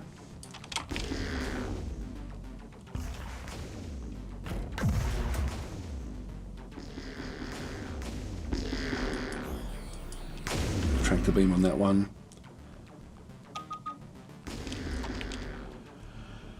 Okay, we've now still stolen the territory map of the Actarians. Let's have a quick look and see what that's giving us. Where are they? Okay, all they are is over here somewhere at Babel. So that's one of the little worlds there. And they're over here as well. Interesting. That's interesting. So they're really spread out. This looks to be their home systems. We're seeing stars there. No, we're not seeing a star there. It's got to be their home system, I would have thought. So just got a little outpost out here.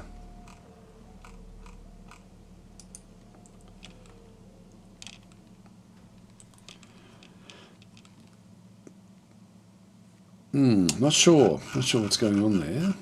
Deep Ocean Moon. They're miles away. So they were just spread all the way across the across this area. They've got 4 billion. One of these has to be their home system. Teeny Desert Moon's not going to be something that they would enjoy. Yeah, Sandy Desert Moon's there again as well. That's weird. It's strange for these are aquatics. There's something wrong. Something wrong with what they're doing. Not sure where their actual home base is. If we go and have a quick look and see.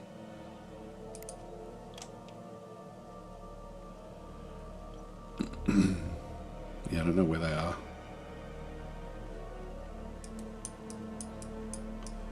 It's as if this is their home system.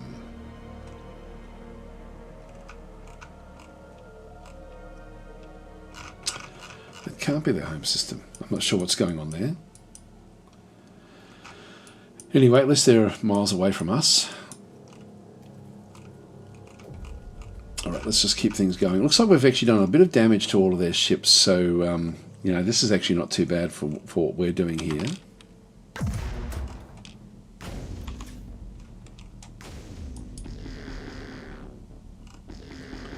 Just keep on firing at these.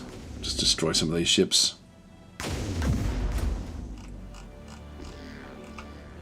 I might as well take this out while I can.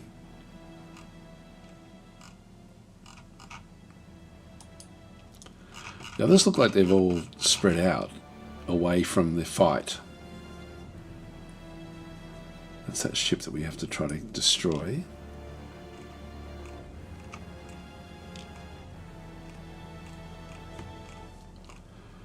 Here comes the big ship, and it's got everything back up there again. It's lost a few of the small craft. Here they all come. If we can do this before the rest of their fleet comes back, that's just be good. We can just watch to see if here they all come. Look, they're all coming back in again. In that case, what we're going to do is we're going to, so they're moving in to try to protect this system. I'm just going to move away because that is going to put too much pressure on if they all come in to defend. So we'll see if we can actually just keep on whittling away. I don't know why they all left. Here they all come. So they'll come after us again. Yeah, that one hasn't taken any damage. This is just a frigate.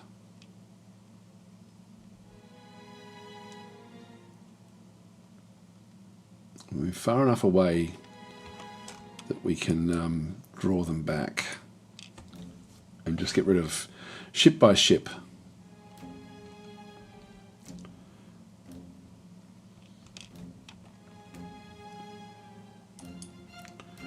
Okay, we'll attack this Dark Protector now. More of their ships coming back in.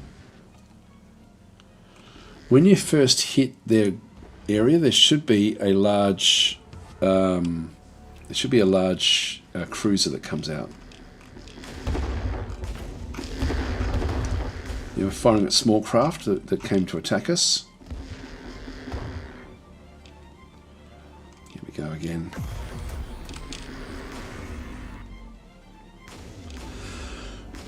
We should see the railguns from this thing kicking in pretty soon. This thing's trying to jump away now.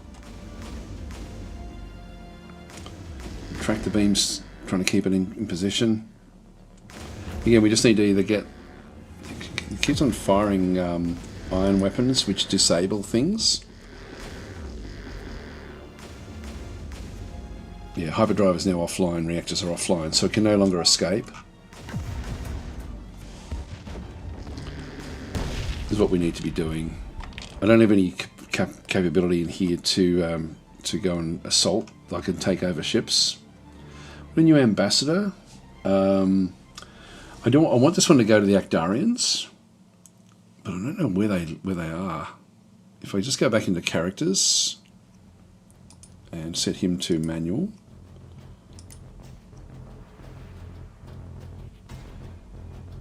Yeah, we don't actually have anyone that really is... We don't know where the Actarians actually are at this point in time.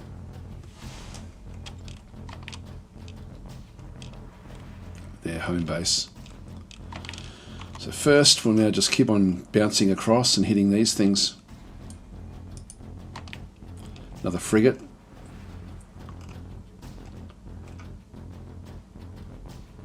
There's a small craft again.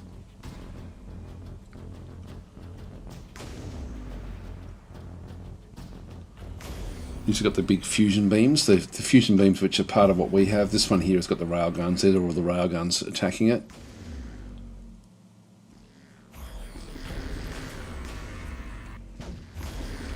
Fusion beams again, firing. Trying to jump away, it's now taking damage. If we can just get rid of the again the reactors or the jump, then we'll have it cold. Yeah, hyperdrive is now offline. If we have a quick look and see what's gone on there, You can see there that the Jerex hyperdrive is at 95%, so it's damaged, so it can no longer jump. So we should be able to smash this one. We want to destroy these as we go.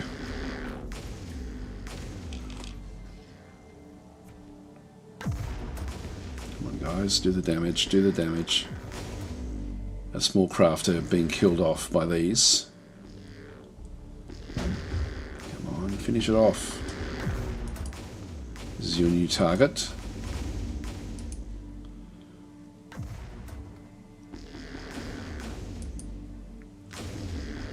That should be enough there. Attack that as well. So we should be fine with all of these. Yeah, all of these now, the shielding has come back up again. They're fine. Which was the one that we were struggling with? Oh, they're all good. Okay, so accept this contract. Destroy the Banner's End in the Chiopera system. No, I'm not going to do this one because this is our friends. So we're going to decline that one. Thought it may have been something else.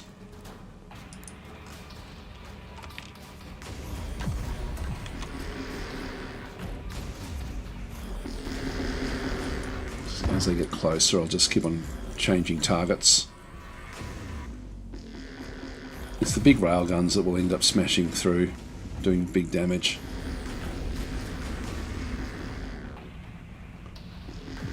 Let's track the beams.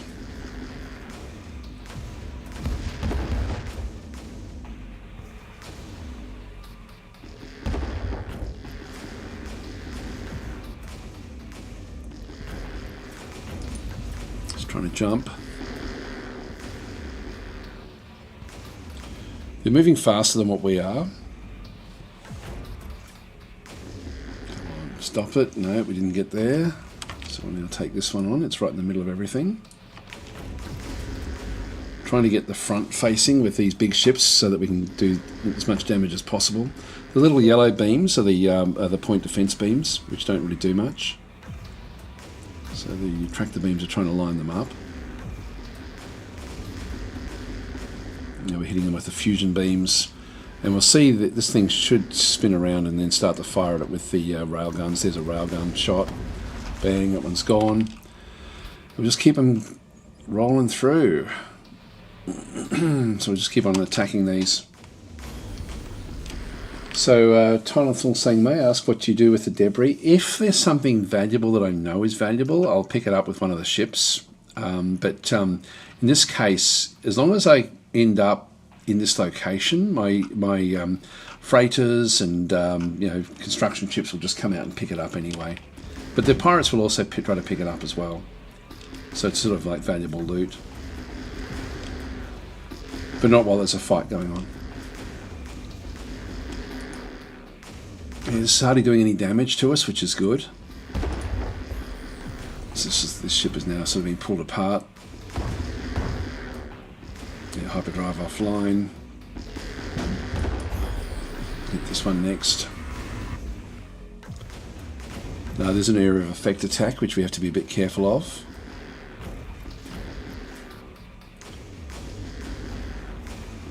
So we're now attacking this one.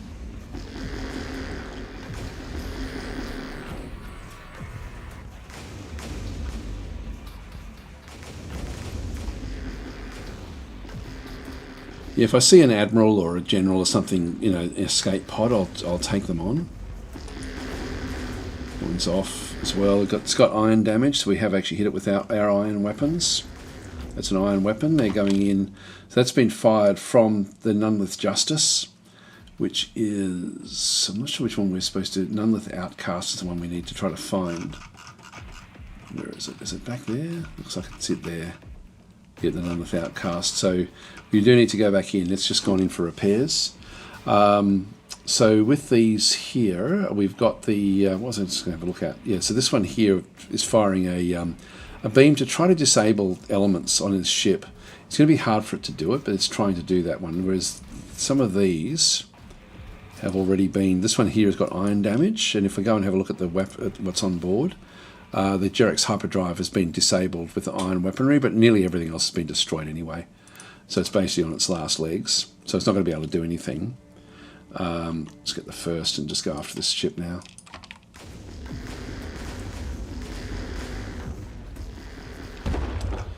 We've done well here, just sort of milking the ships and destroying what we can. This one here is also destroyed with a bit of iron weapon damage. They're trying to repair the ships.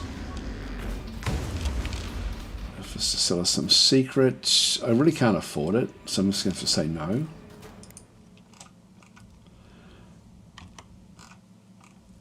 Yeah, everything is still good. Look, we're not, that one there is slightly red. But it's still fine. There's no damage done to it.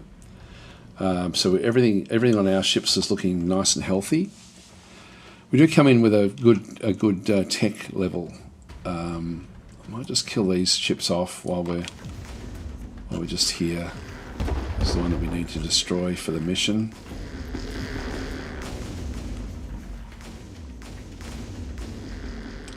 So we're close enough that we're just on the outside edge of some of the weaponry from the spaceport, like from the pirate spaceport. So we are attracting some attention, but it's not really worrying us too much at this stage. Bases have got like a double distance than everything else. Just attack that ship there. Again, they're trying. That must be the edge of where they've got different things coming. This is the ship that we need to be trying to destroy.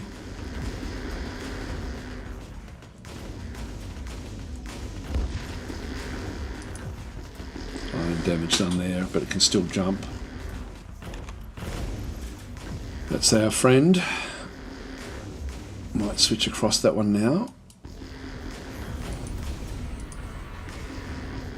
Let's see if we can actually do some damage. So its shielding is down anyway. It's taken a little bit of damage.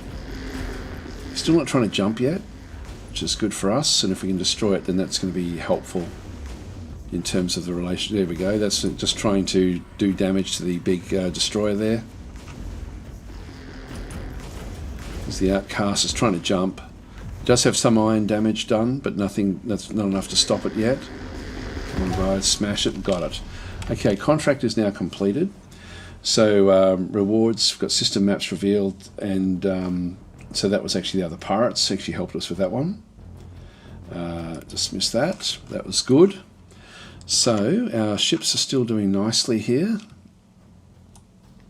Let's keep on attacking all of these ships. We're probably a little bit too close to the pirate base, but because they can still fire on us. These will be missiles, I'm guessing. Yeah, these are all missiles being fired on from the missiles are the longest range weapon. So this will be their missile range. So we're just on the periphery of what they can do. The missiles don't do a hell of a lot of damage. This thing out of there.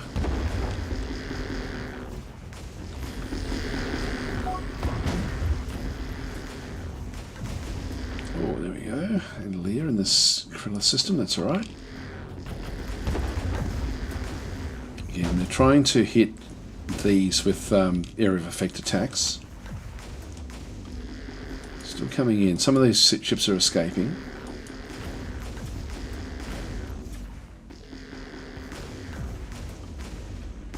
Ship's our friend, so we're not going to be going after that one.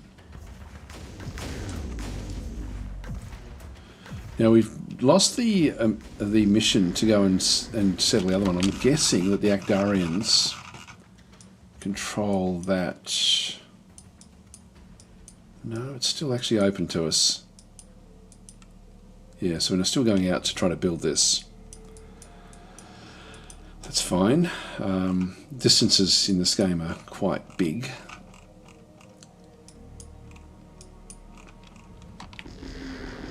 Now, when the cruiser comes out, we're going to be wanting to try to destroy it, I think. Or we could just let it go and just see who ends up with it.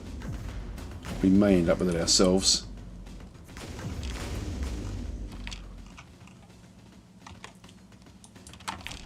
There's not much left over here. A lot of their ships are trying to escape. Finish off what we can, and then I think we'll go after the base itself now. Again, trying to jump out, it's taking too much damage.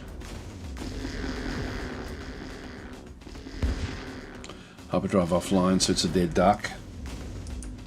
This thing's lost a lot of what's going on there. All right, time to go after this now. So we'll attack the fugitive's end. So we'll just spin everyone around. And that one had left. Why was it over there?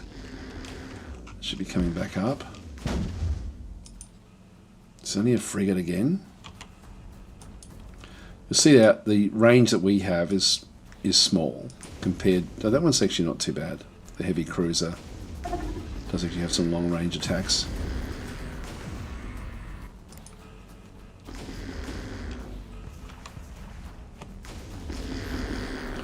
As we get closer, more and more weaponry from this will then sort of target us.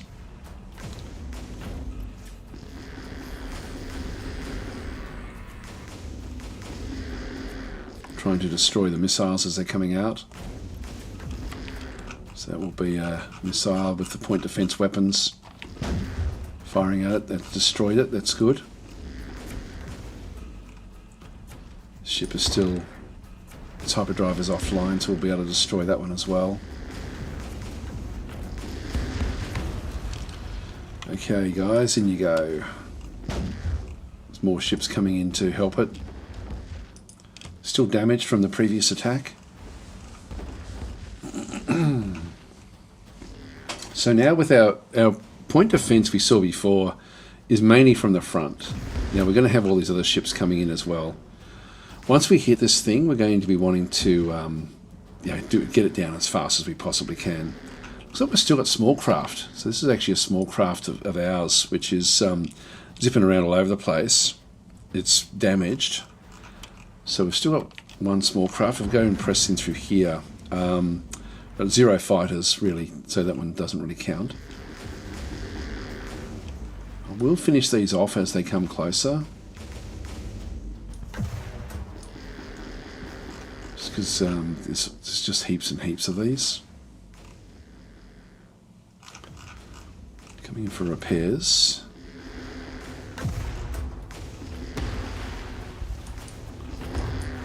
This means that the more of these we kill, the less chance we have to then worry about them later on.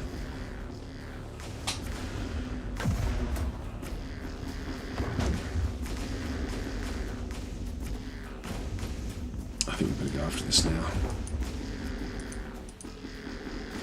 It's still good. They're all good actually. Like even though they're taking a lot of fire from these other from the base, they're still actually very, very strong. Let's just go for it now.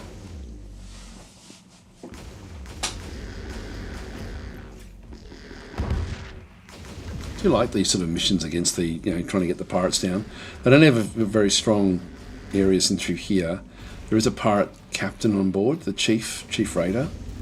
So we'll try to pick him up. I don't know if we can actually then get him to come and fight for us. That's an example of a valuable bit of debris once we do get this thing done. Okay, this is now being ripped apart. You can see there that the heavy railgun is getting through the shielding and doing damage to the armor. And these are all still just firing away. There's an area of effect attack on that one. Not enough to do any real damage. I was thinking, is it worth to try and capture the pirate base? No, I find that I just can't do it. It sort of ends up not working. I don't have any on this fleet. I've got nothing else in through here as well. That's okay. Dismiss that.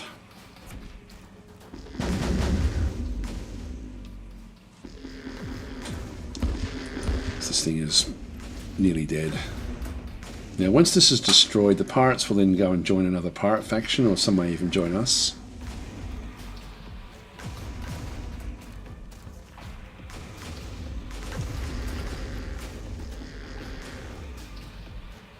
Yep, this thing's all but dead now.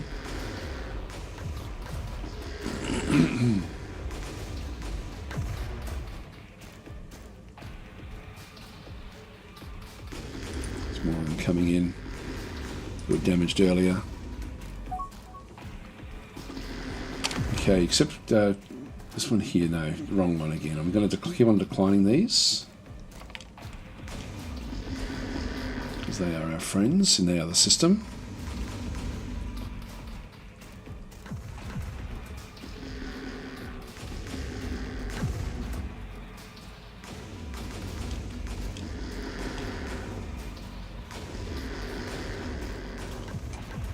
I'm trouble bringing it down. There we go. So we should get messages now saying that the pirates have joined other factions. The bloody guild. Oh no, it's still with them. Interesting. Now there should be a pirate... the pirate captain should be in here somewhere.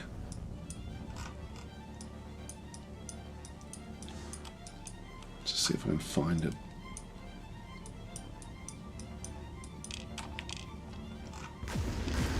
So go for a bit longer. There's none of those. Has to be in here. That's reactor cores.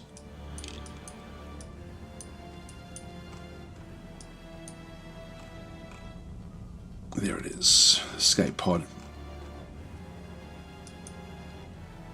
Fleet frigate it's not really doing much else in this attack, so let's go and get it to pick up the escape pod. So I'm just manually telling that one ship to go off and do that. The others will just stay in this proximity.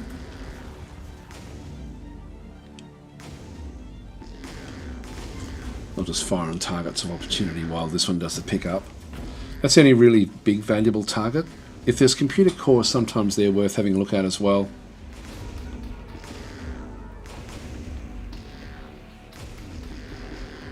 So it's now going to go and try to pick this one up. There it goes.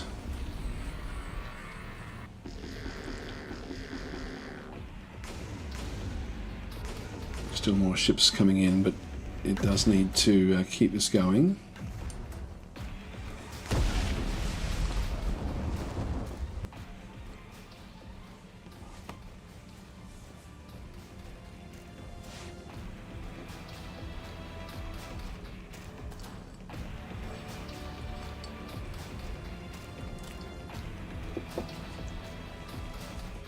There must have another base somewhere else.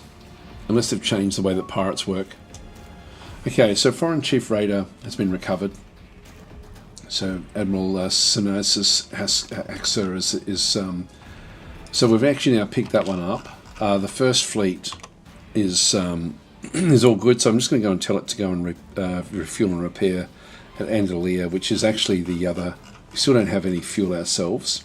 What we now need to do is we need to come back in and search this one here. It says that there's unknown items present. It's got argon, but there will also be Caslon here as well.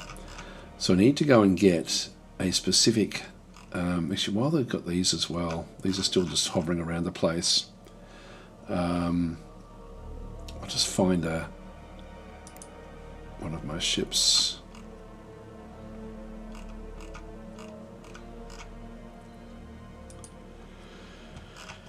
Explore the Usul system and just get it to go, and usually the pirate bases are around pretty good planets. So I'll just go and tell it to do that one, and just go and fully automate. And we do want to be building up that location. So we've got 0 Caslon at this stage.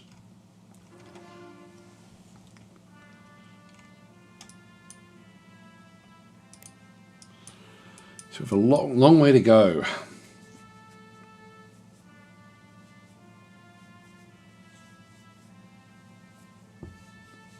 Bond saying you need a dedicated capture fleet, lots of capture ships, because there are lots of defenders. Yes, in that case, I can use my this guy here. Has got like a boarding strength of 241. He's got 2 splinter pods, which is not really a hell of a lot.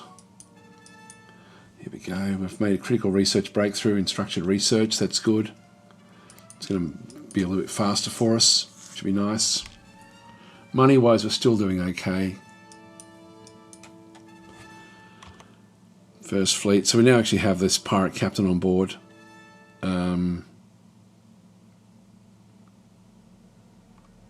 It's just commanding the First Fleet, but he's really just stationed there. He is a prisoner. Oh no, it's not showing up as a prisoner. I don't think he would have joined us, I wouldn't have thought. Oh, he has. Alright, well he is actually also part of this fleet.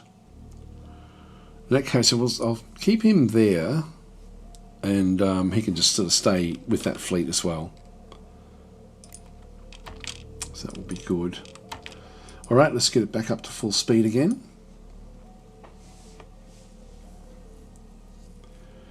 Well, that's good. That's one pirate group gone. And that's our friendly pirate group over there.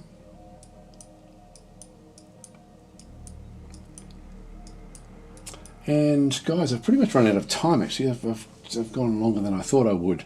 So he just jumped employers. I think he did. I'm not sure where the other pirate, where they actually are, these other pirate relations. Not sure where they're located, the rest of them. There must be more over here as well. We need to find more about what's going on with those. So they're in both those locations, which is unusual. Nowhere else. Well, guys, I'm going to leave it there for today. So thanks for watching, and I'll be back again tomorrow. So, yeah, I'll catch you guys at the when I get back. So, yeah, we'll see how we go. That was a nice little start. At least we've sort of got a foothold now in this area. Got rid of the threats. We'll take over this one as well at some point. So I'll catch you guys tomorrow if you're around.